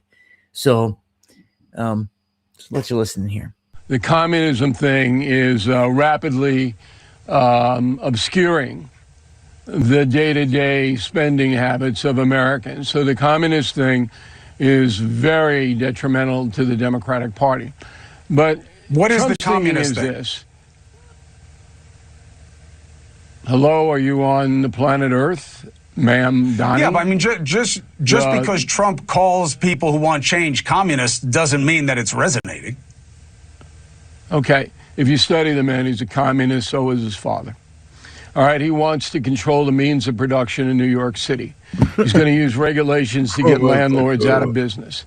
He's going to try to control the food flow into the city. Oh, yeah. So you can sit there and say, I don't believe it. People believe what they want to believe. Man's a hardcore communist. See, Riley ain't been pulling no punches anymore. Like, so it's like, go ahead and speak that then, bro. Go ahead and speak that, brother, man, Riley. Someone's got to call it for what it is, and he doesn't. He's called out Trump for what it is. He's at a point now to where he's just calling out stuff, and I'm kind of liking it because he's talked a lot of crap as a mainstream media pundit in the past. They all have as mainstream media pundits, but like, there's something that happens at the end of life. The guy on the deathbed that's got secrets, or it's got something to say. It got something to get off the chest.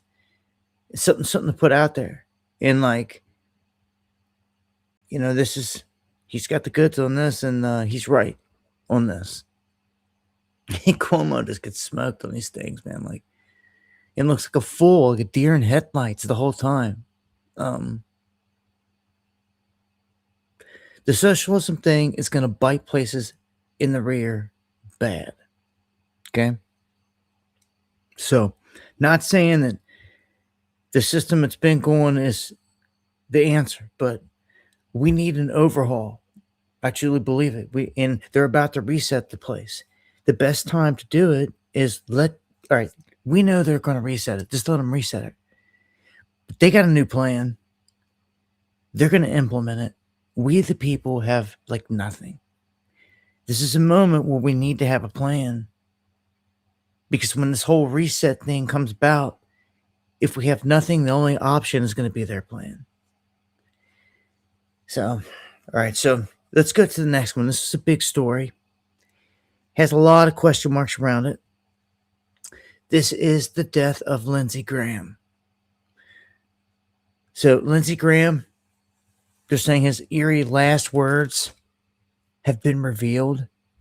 He was, they thought his last phone call was with Trump, but they're saying he got a telephone call with an unnamed individual where he was saying he was going to seek medical attention for feeling unwell, but only after a scheduled appearance on Sunday's NBC Meet the Press.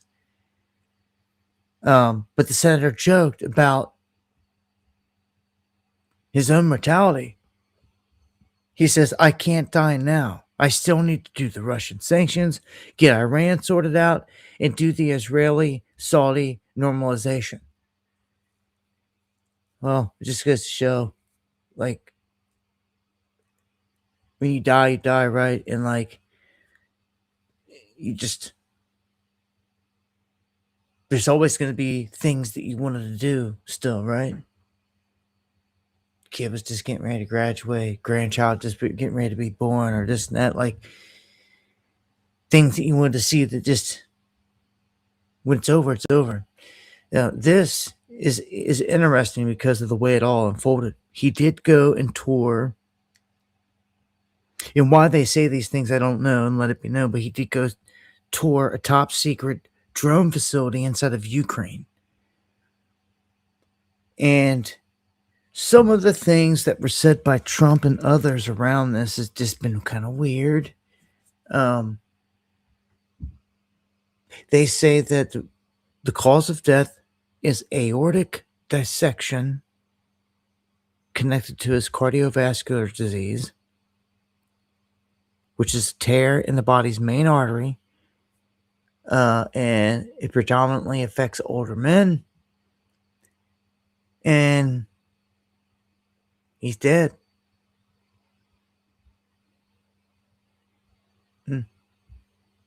I personally didn't like Lindsey Graham, but I'm not going to sit here and I dissed him playing when he was alive. He's got to go through the gauntlet now and answer for everything he did, like anyone else. So that's on him. But he's no longer here to make decisions on behalf of we the people. That's for sure, especially Israeli interests. But, you know, they always replace one person with another stooge. And when I say that, what I'm about to tell you is just crazy. But there should be, I mean, I would think there's like rules to this or something, like, and I guess this is the way it is here, what I'm about to tell you, but not like this, not to where like someone's sister can just take over the spot. Like, what are you kidding me? Like, someone, is she even credentialed? Does she have any, like, what? But yet, that is what they were talking about. But Trump unveils a surprise candidate. It says right here, he wants the late senator's sister to fill the vacant seat. I recommended to Governor Henry McMaster, Lindsey Graham's wonderful sister, Darlene, to serve as the interim senator for the great state of South Carolina. Like, dude, what in the fucking world? talk about him like no one else ever has a chance of anything. They knew he was a lock in for, Mossad and all this other stuff. And even Netanyahu was coming out saying he lost a good friend in him and stood for Israel and America and blah, blah, blah. And I just think it's crazy. Like, shouldn't someone like credentialed be stepping up? Like Nancy Mace? Like, I don't care for her. I don't care for none of the politicians at this point, but I mean, she's better than some others, but she's all of a sudden, remember, she just got ran off the scene, just like Thomas Massey did, just like MTG did. They all got ran off the scene because of Epstein. All of them. They all got excommunicated by Trump and chastised. And he said, "The hell with all of you." And all of them, basically, he's primarying everybody and everything. So now, all of a sudden, she's jumping up saying she's strongly considering running for his seat in a gubernatorial, after losing her gubernatorial campaign. So she lost again because they're getting primary. People that otherwise, if they would have to stay towing the line with Trump, and never would have said anything about Epstein or any of that, they would have never had a problem, never had an issue. All about how you play your cards. But I'm going to tell you that some people are meant to play this exact position, that they're not really what you think, but it seems. I'm going to tell you at least one of them. And Massey, MTG, her, if not all of them, but at least one of them, they're playing a position here where, for instance, like MTG, she didn't leave to really just go in retirement. This whole thing was plotted and planned way in advance that something like this open up and they hop on it. Or Mace, for instance, in this one. And she's doing just that. Mace is now all of a sudden seizing this opportunity. This just happened, which she should, by all means, I think she would have a good chance of winning. But if you've got the establishment, so to speak, truly primarying you, like Massey, because that's what really happened there. Like, what happened with Thomas Massey is an atrocity. It shows you that money can be thrown at anything by, setting precedent. You piss him off. And the guy that took zero money from Israel and IPAC and had no influence from another country on him, and Thomas Massey, and the one calling out the pedo stuff the loudest, can get wiped out, primaried, and like nobody come to his rescue. Like, people should be protesting and like going buck over this stuff. Like, very few that actually do anything. How do you think Thomas Massey feels? He's like, I did this all for the people. Do people care? Then he starts to say, then why did I even do it?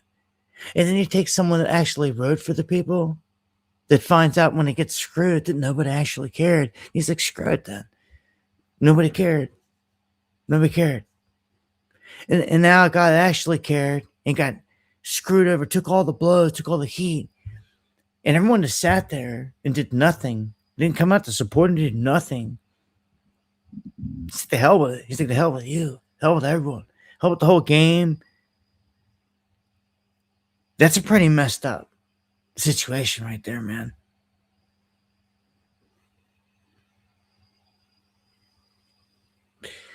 So, the people's lack of anything is catching up bad. And something has to happen. I commend anyone that gets active out there. Now, I'm going to also warn you, and we already see it happening for me.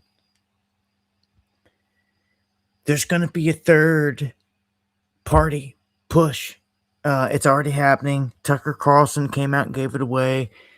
He actually said he's going to be all in on promoting and pushing the whole thing and being part of it, but he's not going to be a candidate for it. So, I mean, look at some of the other people floating around. It could be. And there has to be, a couple people to choose from. Again, You've got Thomas Massey's floating around out there, MTGs, that got excommunicated from the Republican Party. People like that because of whatever situation, but they don't have a party now to affiliate with. They're not going to the Dem side because they don't believe in that. But they would go to a neutral, like independent party, because what does independent stand for? For whatever, really. No one's really filled that ticket. I remember years and years and years ago, like the closest thing we ever saw was Ross Perot, that showed up with his own money, tried to do something, but like still was nothing. It never will be anything. It was nothing more than a show, because it's a show. It's all rigged. It's all controlled. Come on, man. It's the mafia and the mob. Like, nothing's ever going to change. We're about to go into another election, and it's like, take your pick. Who do you guys look around and see? Who are they going to give us? They're going to give us Newsom and AOC. Oh, yeah. Newsom is their all-star off the other side, man. With like, only 2 years up to the run-up to this thing, like, left here.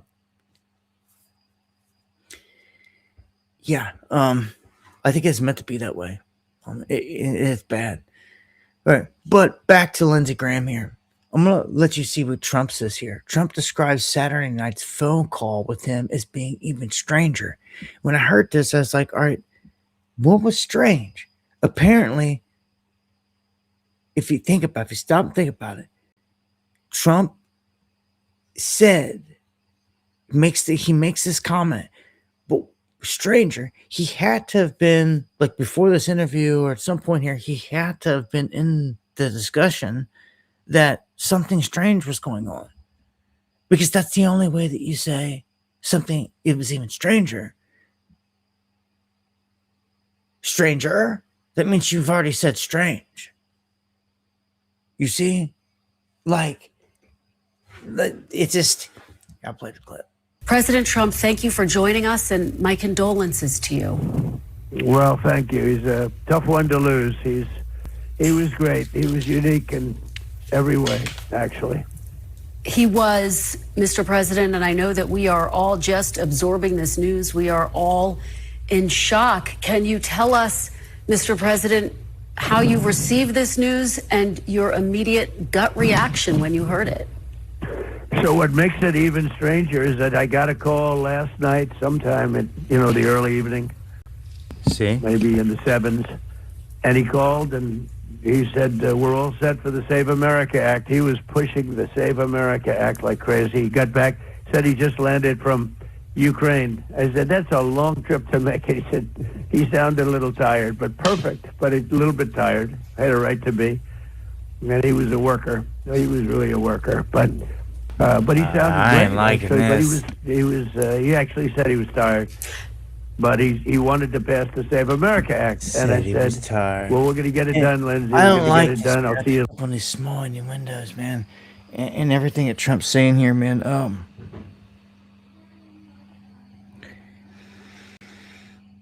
BB made a quick statement, really quick, lost a really good friend.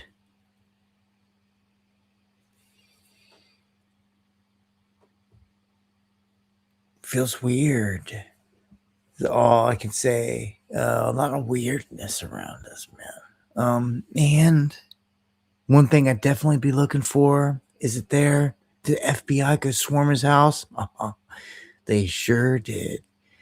FBI spotted swarming Lindsey Graham's house. So somebody caught this.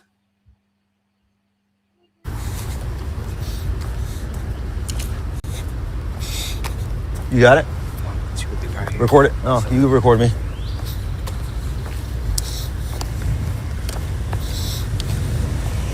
All right, take a look here, folks.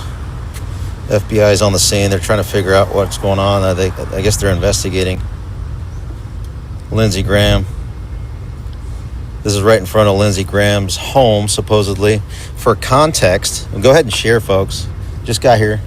And just for context, a lot of you have been following the January 6th pipe bomber story Let's go kind of show you where the DNC pipe bomb was placed, right here on a bench in front of this building.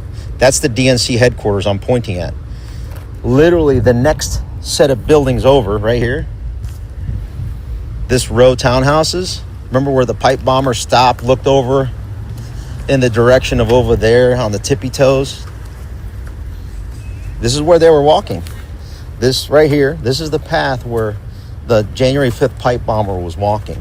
How is that? So right now we're just walking, trying to take a look, trying to make sure we're not getting in anybody's way. I guess it is possible, but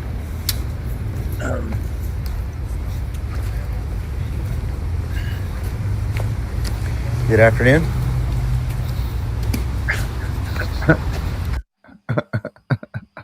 they just ignore you. Pricks that they are. But yeah. Feds swooping in. And don't be surprised if the next time you see the feds, you see them in something like this. This is the brand new Chevy Suburban for the Secret Service. It is the new anti-drone weapon. If you see this crazy looking vehicle, blacked out, Suburban, and has this device on top of it, right there, it's going to look like some pipe sticking up out of it in the back, and kind of like a little radar thing sticking up, and even a flat panel behind it. There's a lot going on there, but this is equipped for doing a lot. Let me tell you, they got so much equipment, like this thing, if it can take down drones out of the sky, it can do a lot.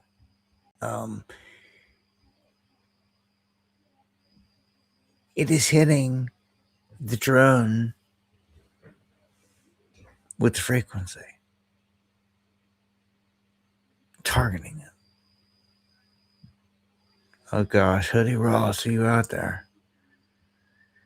Because for all the MK cats, all the anyone, you're talking about weaponry. This is kind of a nutty one, because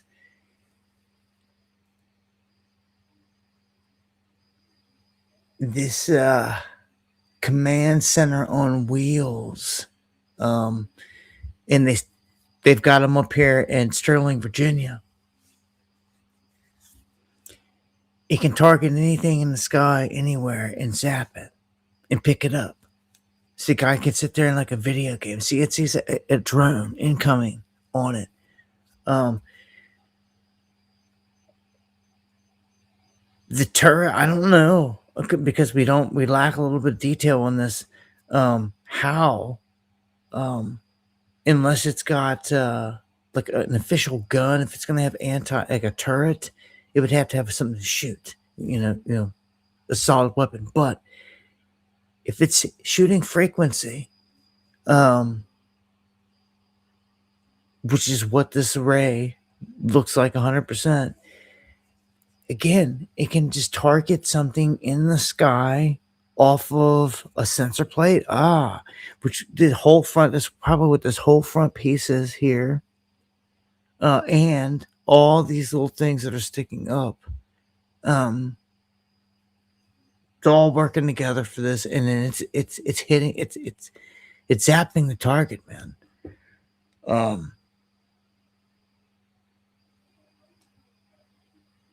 I could think of is to zap the shit out of you right in the street. Like, it can hit you anywhere, hit anyone anywhere. It hit anyone anywhere, anytime. It hits you through the walls. Straight up. You heard about the Havana stuff and all this stuff. Well, it's along the lines of something like this. This is designed to jam what's going on with the drone, with the frequency and everything around it. Some of the new UAPs, the UFOs, so to speak, like let's just call it the Jersey drones that were shown up there. Those were different because you couldn't jam them. And they were outrunning our military aircraft. They had a brand new technology with them. They were being controlled a different way than the classic drone.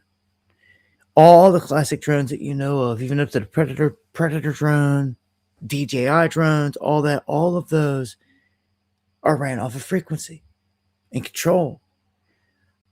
These new ones got some kind of internal mechanism, which is crazy, which they still haven't divulged because it's a new technology they're kind of like teasing us with. Could this shoot down one of those drones?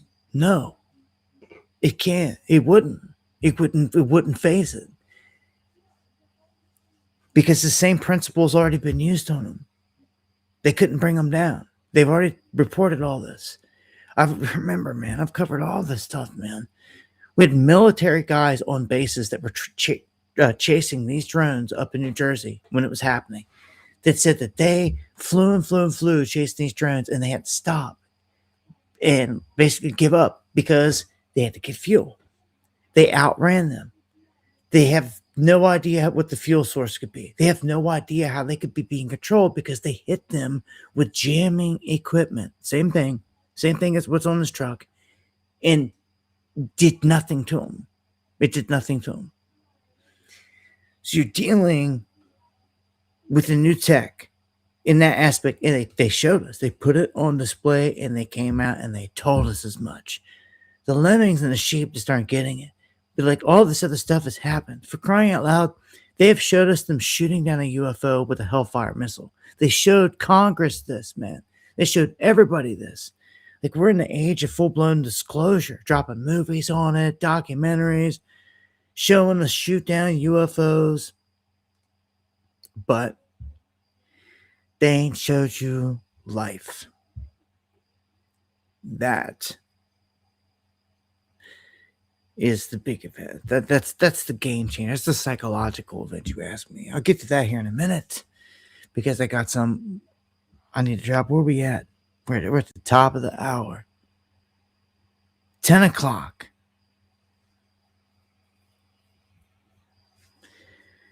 Let me check the emails real quick. Let me check the chat. Top of the hour. Much love to everybody out there.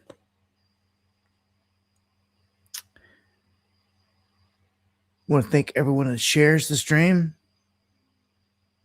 joins us here for the stream, everyone that watches afterwards, all that good stuff. Everyone that supports the channel, coffees, PayPals, super chats, all appreciated. And all prayers appreciated to the fullest.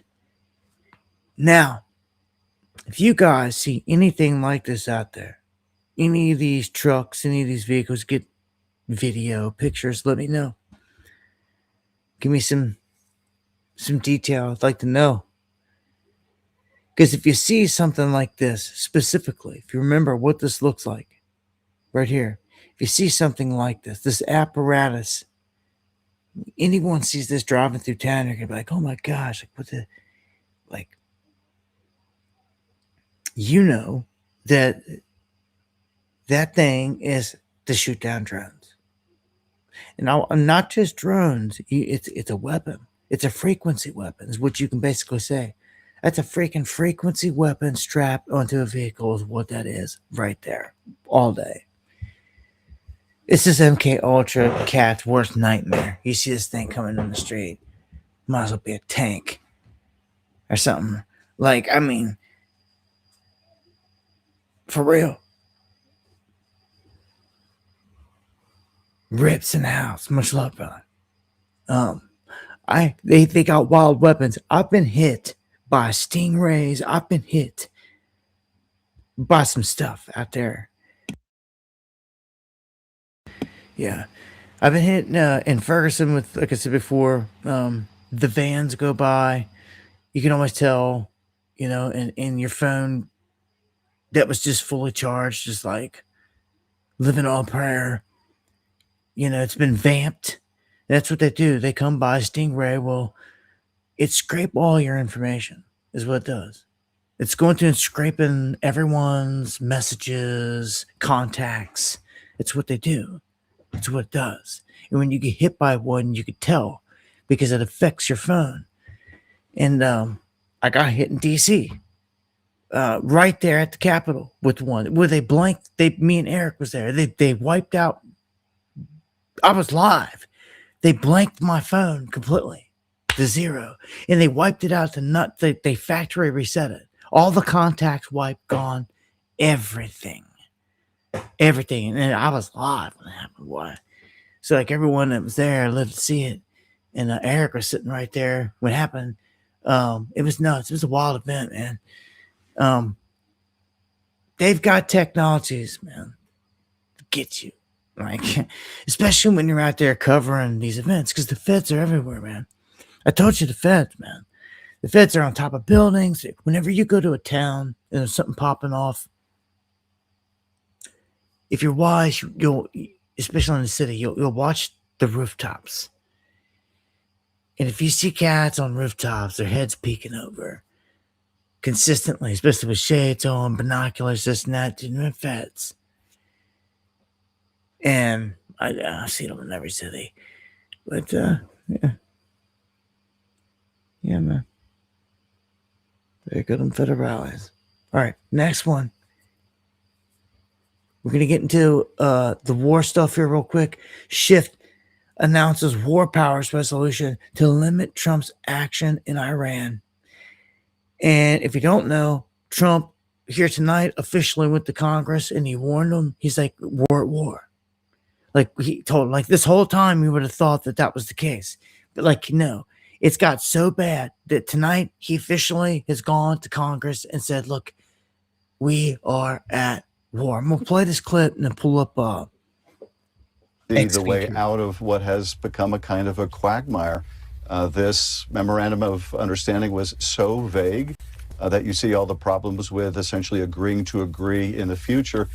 I think you're also seeing the problems with embarking on a war of choice, a war that the president got this country involved in, not because we were attacked or because there was an imminent threat of attack, but because he chose to do so. It was, I think, ill thought out. He never came to Congress for any authorization, so it was also unconstitutional and unlawful. I'll be introducing another war powers resolution as soon as we go back this week to try to bring that conflict to an end. But sadly, Iran has realized that it has a kind of a nuclear weapon already, and that is the ability with minimal force to close the Strait of Hormuz and to choke off a big part of the world's oil supply. And that has meant that Americans that are already struggling, with an economy that's not working for people, are struggling harder now because they can't afford the price of gas and groceries and all the other impacts of this war of choice. It's very difficult. Okay, so I'm going to pull up the feed here, and you can see Trump has formally notified the U.S. Congress that the U.S. is at war with Iran. It's kind of laughable because we've all known this, right? But legally on paper, for the history books, for all that, this just went to another level. And I'm telling you, most of the people around you have no idea. I tell you all the time, have a plan, get ready. But man, really have a plan to get ready. This is not good where this is going. Trump has ordered the manipulation of prices of many things around us already. And that's not right. That's trickery.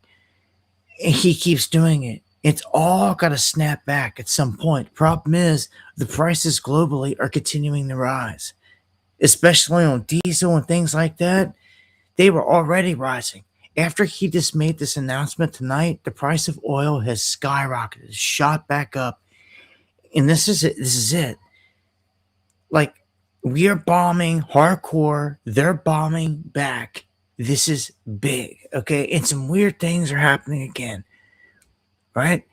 A large wave of bombings have hit Iran, Bandar Abbas, Qasem Island, in the entire Iranian coast.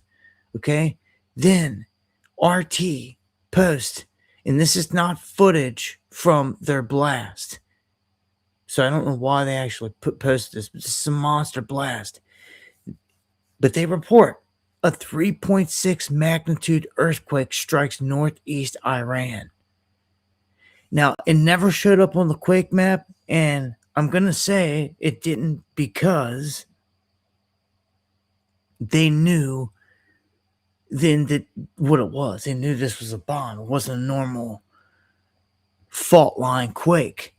Like, this was a bomb going off, massive, that registered a 3.6 magnitude quake. That's what we're dealing with. Okay? That is huge. It's why they're showing you a nuke. Now, how funny, they're showing a mini nuke. Okay? And people are tripping, saying, did Trump just say we nuked them? Did Trump just admit that we nuked them? Not once, but freaking twice. And look, you know as well as I do to telegraph these things. Here is a clip, and I'm going to show you these clips. That's just after effects there, bombings. There ain't nothing there. Here, these clips. A post from Syrian girl, and then the post below it also. So back to or if Bibi wasn't around, especially the combination. Listen, Israel would. Listen. He's done a good job. If I wasn't around, or if Bibi wasn't around, especially the combination, Israel would not exist today.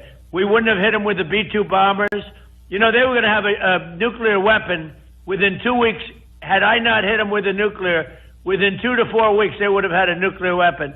And once they had a nuclear weapon, they would have used it. And you wouldn't even have Israel around. No, Bibi's good. Is there any hear that? Had I not hit him with a nuclear. He said it. Had I not hit him with a nuclear. Oh, let's listen to another one. Are these slip ups or did something happen here? And that's what people are saying. I'm telling you, they just dropped the bomb so big it was a 3.6 earthquake. That's a huge one. I'm gonna say that's round tactical nuke. Not Hiroshima, but tactical. Okay. 2 and 4 weeks, they were planning to have a nuclear weapon. If we didn't hit them at that time with the B-2 bombers and one of the great nuclear weapon, if we didn't hit them at that time with the B-2 bombers and one of the great air raids, nuclear weapon, if we didn't hit them at that time with the B-2 bombers and one of the great. They used B-2 bombers to drop a nuke. He just said it again. That's the aircraft that they used to deliver the nukes, the tactical nukes. And he said it in 2 different clips. He said it. This is why people were flipping out about it. Other people are like, oh, he just fumbled his words. Well, you know, I go back to this whole thing about, okay, if we were dealing with one isolated clip here, it might have to give you a pass on this whole thing. But no, we've got 2 on the exact specific gaffe on nuclear, on catching himself on nuclear. It's been saying it in the same manner that we struck them with the nuke, with the bombers, but stopped short of finishing saying nuke, but got it out there. That's what he just did. That's what Donald Trump just did twice. This is what people are tripping about, man. And I'll be saying, man, like, I don't know what you think, like, the Moab was that we used in Afghanistan, like, mother of all bombs, like, ripped through everything, the Moab, mother of all bombs. But, like, that stuff's all, like, borderline, like, tactical nuke. It's so destructive and powerful. But, like, nobody tripped when we did that. They just put a different name on it. And we're like, oh, but just dropped this bomb. Who knows what weaponry is being used over here. And also with Israel. Israel is like a wild card. They can be doing anything anytime. But I'll be honest, they're kind of being quiet right now because they don't want to take shots to the face again. I'm telling you, hypersonics. Who's taking all the shots? Who's taking them all right now? Because right now, Iran is responding, if people don't know. Like, there's a huge war going on over there. Missiles are flying. We're pounding them. They're hitting Bahrain. They're hitting Kuwait. They're hitting all these places. Saudi Arabia just jumped up and bombed international airport just to stop Iranian passengers from landing.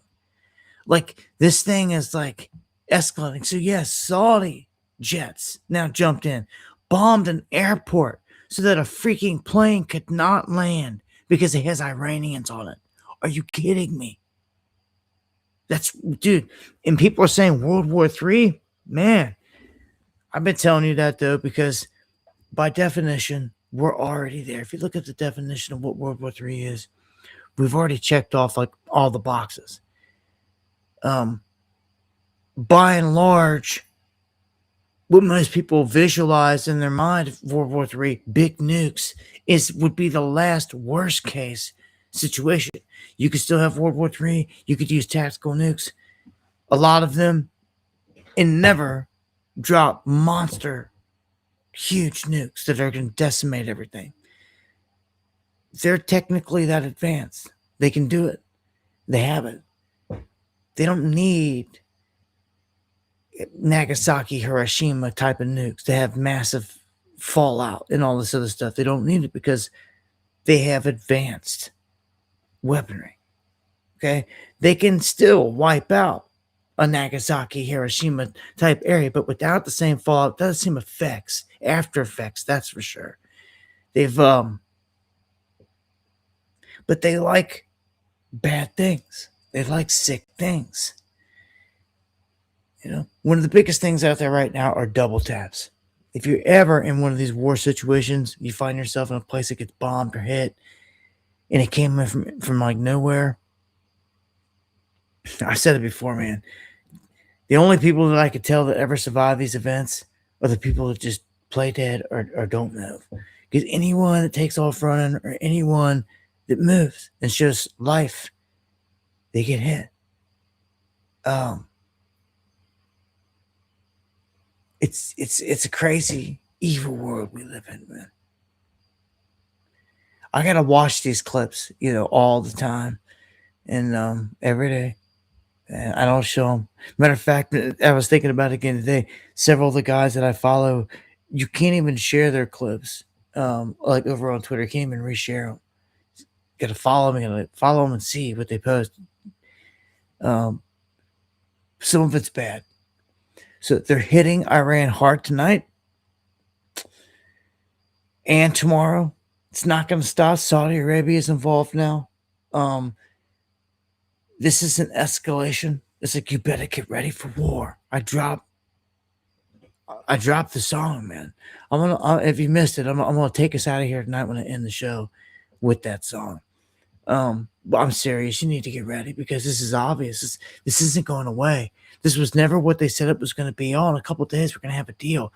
No, things have been cut off, and it's affecting more than just us. It's affecting a lot of the world. On the last stream I showed you, people were fighting in all these different countries over food, over gas. They were going at it, man.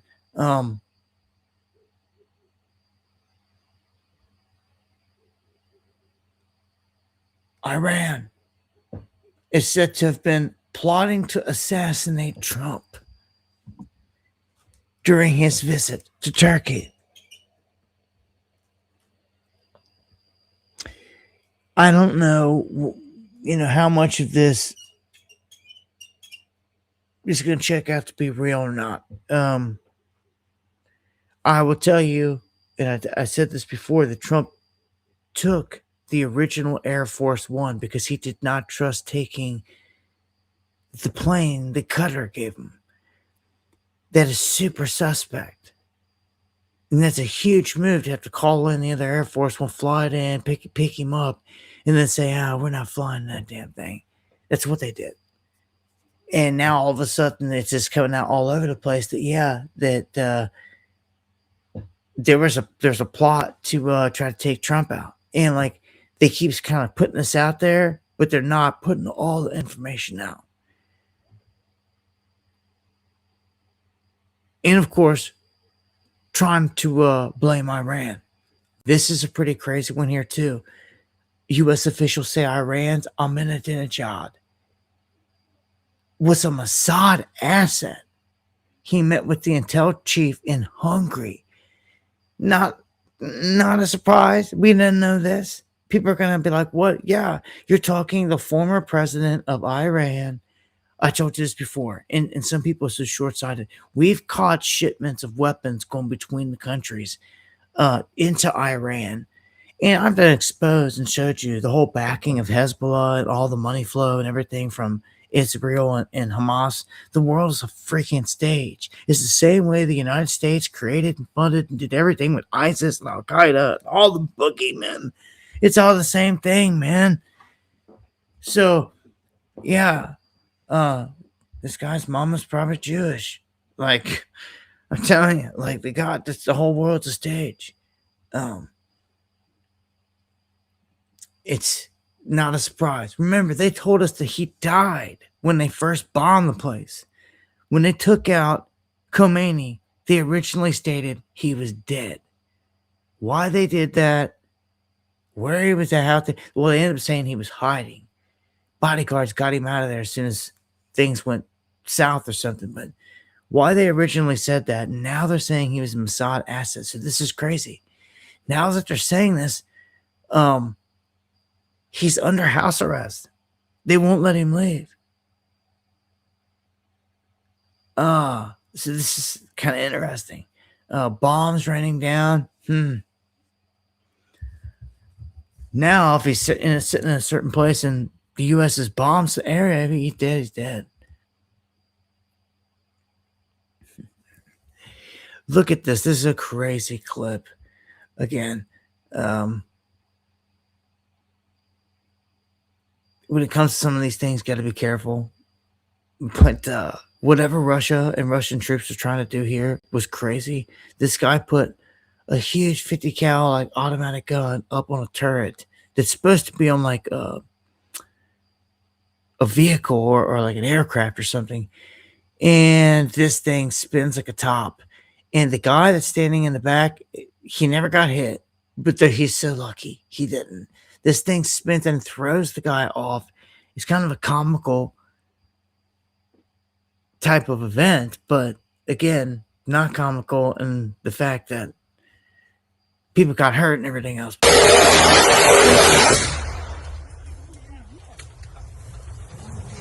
Nuts.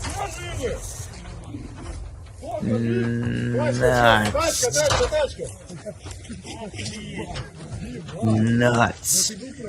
Why the idiots would ever put it on something that could spin like that and not be locked in, it's beyond me. But I don't know. No one was killed. Besides the guy getting thrown off, no one I don't think was injured. But just one of them crazy things again, man. So speaking of Russia, this is a wild thing to add to it. They have a new bullet that disintegrates into 3 mid-flight, and it can hit high-speed drones. So interesting. This thing kind of shrapnels off into 3 specific pieces right before it gets to the target, I'm assuming, or as it's in motion, kind of like. So you got a slug, right? Just a solid piece coming out of a shotgun. And then you've got like a spread, buckshot or something. You've got a bunch of little BBs that get shot out. They get spread. But then you've got, regular bullets that act just like a slug, just smaller. But you've got tips that can give you a lot of different outcomes, like with hollow tips and then certain kind of tips that can penetrate through steel and things like that. But they have one design that breaks into 3 and kind of covers like, I don't know, a grapefruit size area. Or smaller, maybe to a baseball size area. So it's instead of having, you know, the radius of one little bullet going up, it's gonna have better odds. And I can see where it comes in handy here in taking out drones, because that's all you're really trying to do. And shotguns again would come in handy with the spread on any enemy drone. Like, they're going to tell you, FAA, you're not supposed to be shooting at anything out there, flying and above you, yada yada. But I'm telling you, when drones become full-blown weapons, large scale here, all that's going to be out the window. I mean, just go over and look at Ukraine and other places where they're being weaponized. They have to put fencing, like they have to put like protective fencing up around the roadways. There's little tunnels of fencing, so that the cars and vehicles don't get hit by these drones. It's crazy what they have to go through and what it looks like. But that's what I'm watching. And guys get sophisticated. They're flying these drones, trying to go down through these little mazes and still getting through where they can just to strike and kill. It's just kill, kill, kill. And I see so many times these drones, the last thing you see is them diving in on a guy. And of course, it blows itself up, blows the guy up, and everyone dies. You don't see them getting blown to pieces, because the last thing that you see is like the person. It's like a still frame of right before the impact. So it's like their last moment of life is what you're seeing, like right there. And you can see in all the shots, everyone's scrambling, jumping, trying to pull something up, trying to take the drone out, trying to do something, but and guys are even shooting it many times, but they're missing. They're missing with single bullets. They're missing. You have to have a spread. The guys with spreads are taking them down out of the sky.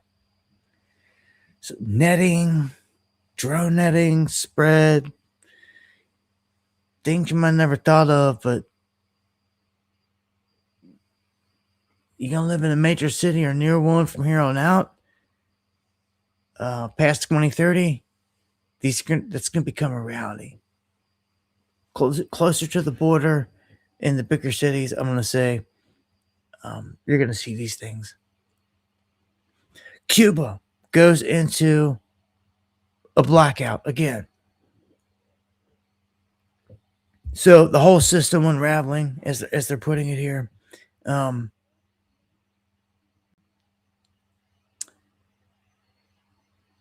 And I'm going to jump into this fourth batch of Pentagon UFO files, this tranche.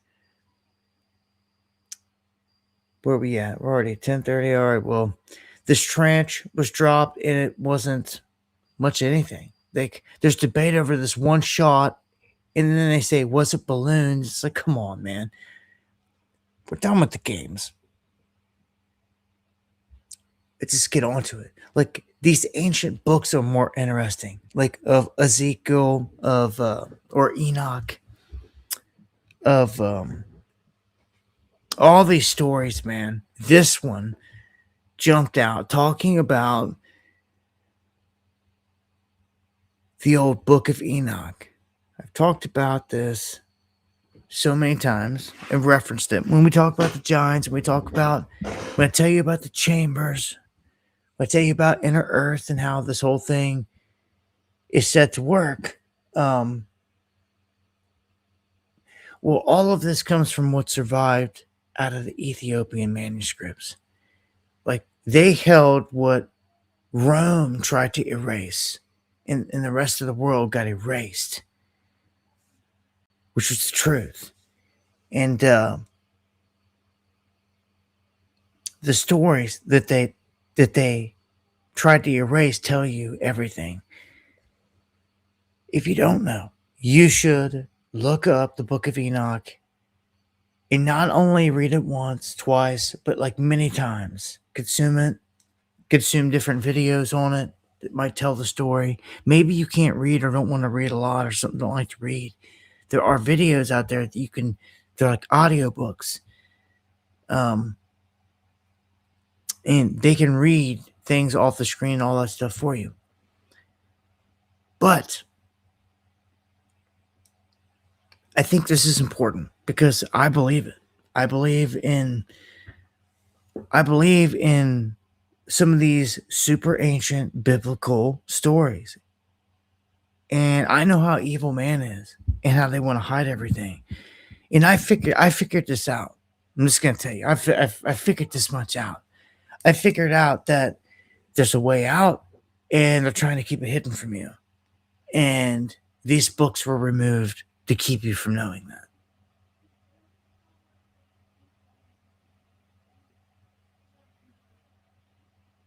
It's pretty big, if you ask me.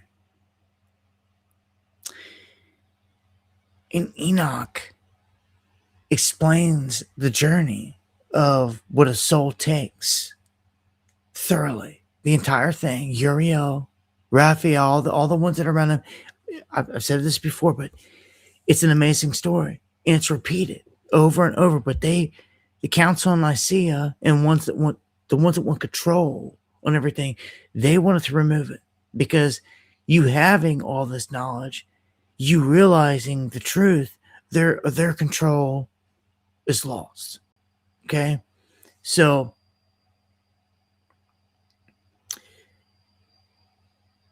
the Book of Jubilees. Another major one right here. That what does it do? What does the Book of Jubilees do? And why did they keep it out? It tells you the journey of the soul and what happens and all that. Don't you think that that's like important? So does Enoch. Together, they explain it all. He tells you the chambers. He tells you the process. The archons, basically the whole system. That sits there, what I call the gauntlet. And Jesus told you of this. In the manuscripts. I've told you of the Gospels. I've so many times I've showed you. They've warned you. He told you what to even tell them in passing through. They strip all these things. The Gospel of Philip, all those. See, Wise, Mary, Judah, Philip, all these other key books, Jubilees, Giants, Enoch. It's all been stripped because it tells you the real true history of what happened here. Okay, Genesis B. It fills in the blank. And see, Ethiopia, God bless it. They remained true. And they never fell to Rome, and they held on to the true canon. And that's what I'm talking about. Plus, with me, how I see it is, I take what Jesus did and said, Yeshua, the Romans again, Greeks, Romans, all of them, they come along, they change everything to the sun symbolism system and change the name of Jesus. We know all this. But the Messiah, his whole story, the realness of it, it's not a myth. It's very real. And I can't help but notice that he kept saying the same thing over and over. They kept everything. What did they try to hide from you? This whole process. They do not want you to realize that this is a trap. This is a soul trap.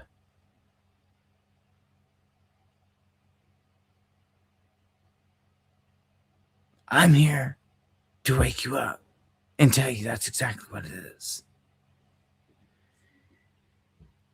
And hopefully you can remember and start to remember where you came from. But that's the last thing that they want.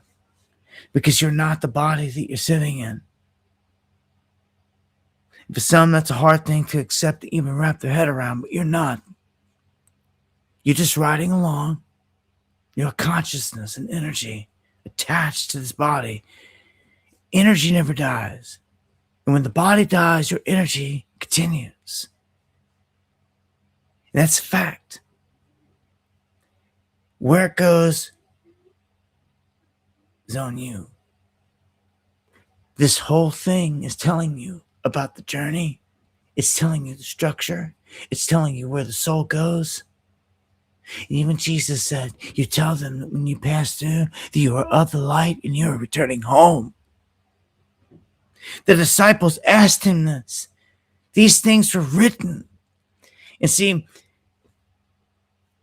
Jesus also said, you'll go on to do greater things than I. Meaning crazy, great things. He walked on water, crazy miracles, right? Well, when you start to understand all these things and the things that kept hidden from you, the sciences that kept hidden from you, a lot of it's just that. It's things that you could have been taught a long time ago, but they kept a secret from you. Polarities and how to control people's energies and sources and the things that just don't tell you that you kind of know. You know there's a ghost realm. You know it's called ether. You know it's here. You know it's there. Okay, well they could expand on teaching you everything with that and what it means and all, but they don't. Because that's their magic. That's their power. Why would they tell you? Why would they ever dare do that? You not knowing is the power. You not knowing is the power. And when you know, they lose that power. All comes down. Gigs up. None of this works anymore. And when you figure out that it's the same baddies all the time doing the same thing, and like obviously something's been here the whole time, a life force. It's the same little gray looking dudes and reptile looking dudes over and over again. Like, come on, like Fallen's here. Sumerian tablets. See, what I love about Enoch is Enoch it's just raw and real, and it resonates a lot with what the Sumerian tablets hits on. And when you know it all, it paints a full picture of what this place was constructed of. And when I'm telling you that you're not of this body, you're not, because you come from the Most High. When I say the Most High, I'm talking home. I'm talking the Godhead, the home source, home, pure energy, consciousness, above all this. It's above all this, beyond all this material, beyond all this matter. But where physical still exists, okay, a higher plane, okay, it's back home. Until you remember that, you're lost down here in this matter. The whole reason is to overcome. It's what they don't want no one to know. But it's the important thing. And thank you, Steely, for the coffee. Steely, man. Thank you. Anyhow, I'm gonna draw us down to what this article says, which is in addition to some of the, and it involves Antarctica. And I believe that Antarctica holds keys. We know this. This is where Admiral Byrd was telling us it's the underground base, and even the impregnable base the Germans had, where the Vimana came up with swastikas. There's a military documented account of a battle that went down. It's on record, man. That happened down here. We know that every country flies a flag down here, and everybody gets along. And no one's allowed to go here at all. Okay? What really sits underneath all that ice? Well, I'm going to tell you, it's the secrets of everything. I mean, you would think the pyramids are a dead giveaway. An ancient mega civilization was here. But nah, the people are so stupid. They still don't get it. That one down in Guatemala is bigger than what's in Egypt. Just sitting there in the jungle. And everything's just sitting there like ancient history. they make it a war zone. You can't go explore it. And that's the end of that. Or they just tell you can't go. This place is getting bad. Flock up everywhere, tracking your every move. You can't go explore the rock that you live on. When are people going to have enough? Antarctica is one of the last big mysteries to get busted open. But it's heavily protected. The kid that flew a plane down there, they caught him, busted him, got in a bunch of trouble, but he did it.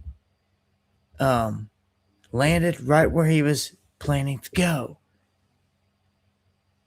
Yeah, and lied to everybody. He was supposed to go to the southern tip of America, but overshot with as much fuel as he could.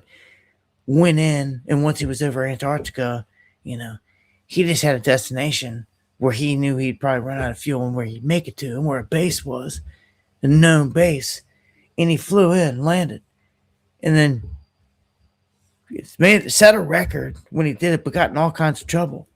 But then you've got the whole curious thing of Oliver Tree that just spent a freaking whole year on a documentary going down there with all kinds of crazy stuff they find. He dies, and then they want to drop footage of what he found. Like, I don't buy that crap, man. Anytime somebody goes out and they find crazy stuff, then they get clipped, and then they drop some footage, it's almost a given, like, the juicy stuff is hidden. But Oliver was sitting there openly in many clips talking about entrances into the ice shelf, into the ice wall. And this wasn't an impenetrable ice wall. I mean, we've got clips of like the military landing right on top of it. And there's ice shelves down there that are big. And the bases are in known locations, but you're just not allowed to go there. And what's underneath the ice? Maybe it's what Enoch was describing, and that's what they're saying here. They're saying that's what a bunch are saying. That's the only place it can be. They believe that it's in this location.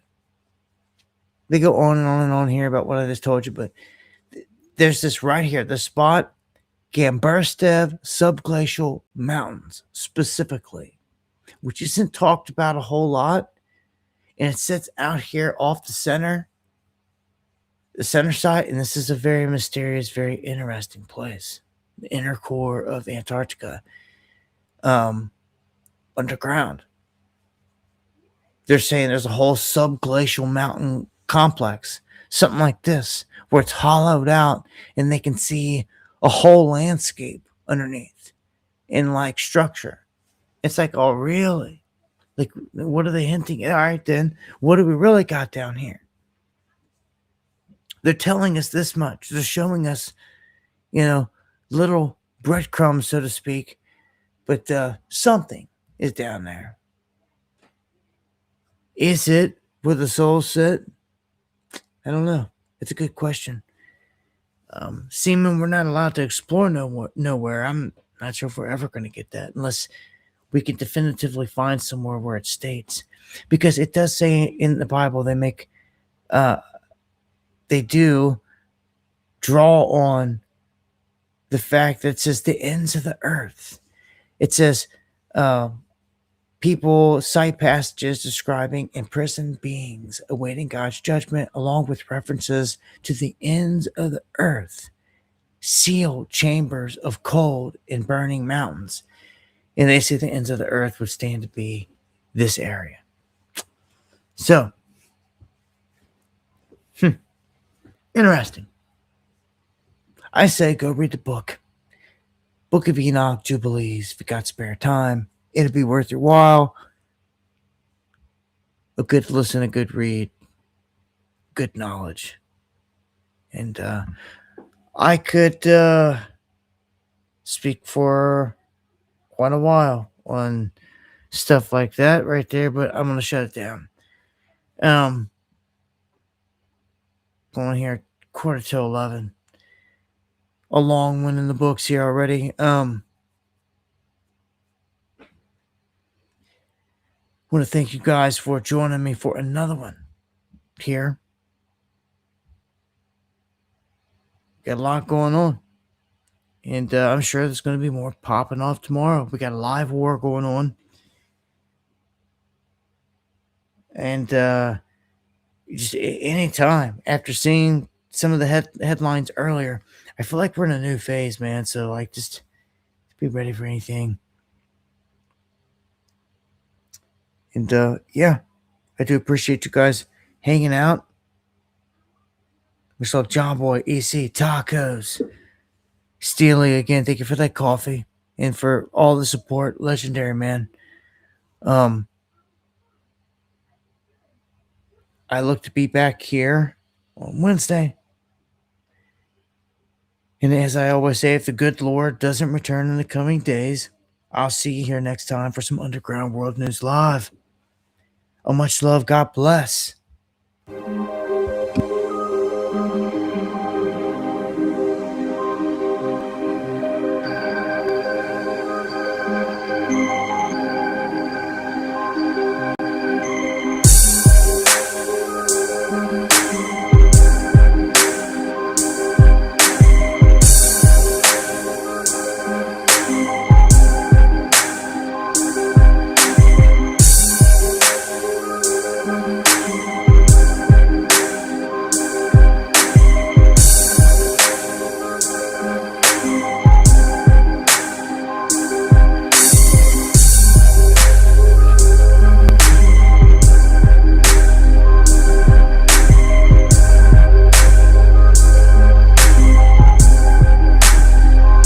A-Dub.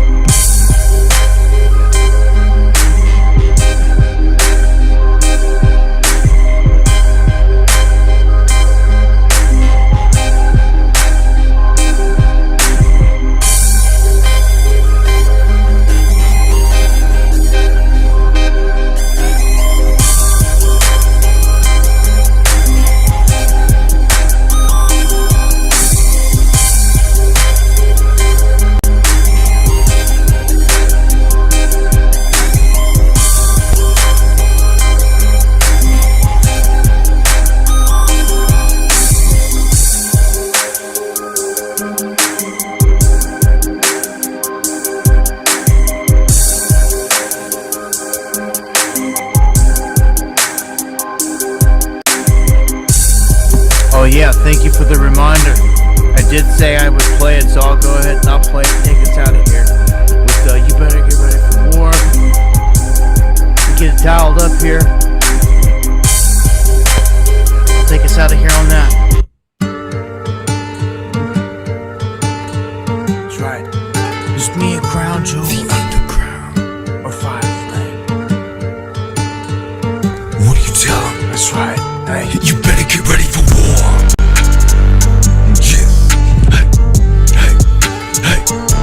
You better get ready for war. Hey. Hey. Hey. It's wartime, we riding. Pull up, ops be hiding. Now past the alley, we sliding. We find them and them and start firing. It just don't stop, are you kidding me? You keep shooting, you and killing me. About to put the end to your chivalry. To your lock up Bill and Hillary. You really don't want it with this energy. You ain't never been a motherfucking friend to me. All ops ain't nothing but the enemy. Hammer hit him with the heavy artillery. If you wanna talk shit, better back a bitch. The end of days, the apocalypse. You better listen when the prophet spits. I pop shots and I reload clips. We over here with the killer connection. You over there with the Peter protection. We're gonna kill off all the deception. Popping shots off in your direction. Rapid shots start pouring. Ripping through the door of the foreign. Leave your whole family in mourning. This your last fucking warning. You better get ready for war. That's right. That's right. Hey, you better get ready for war.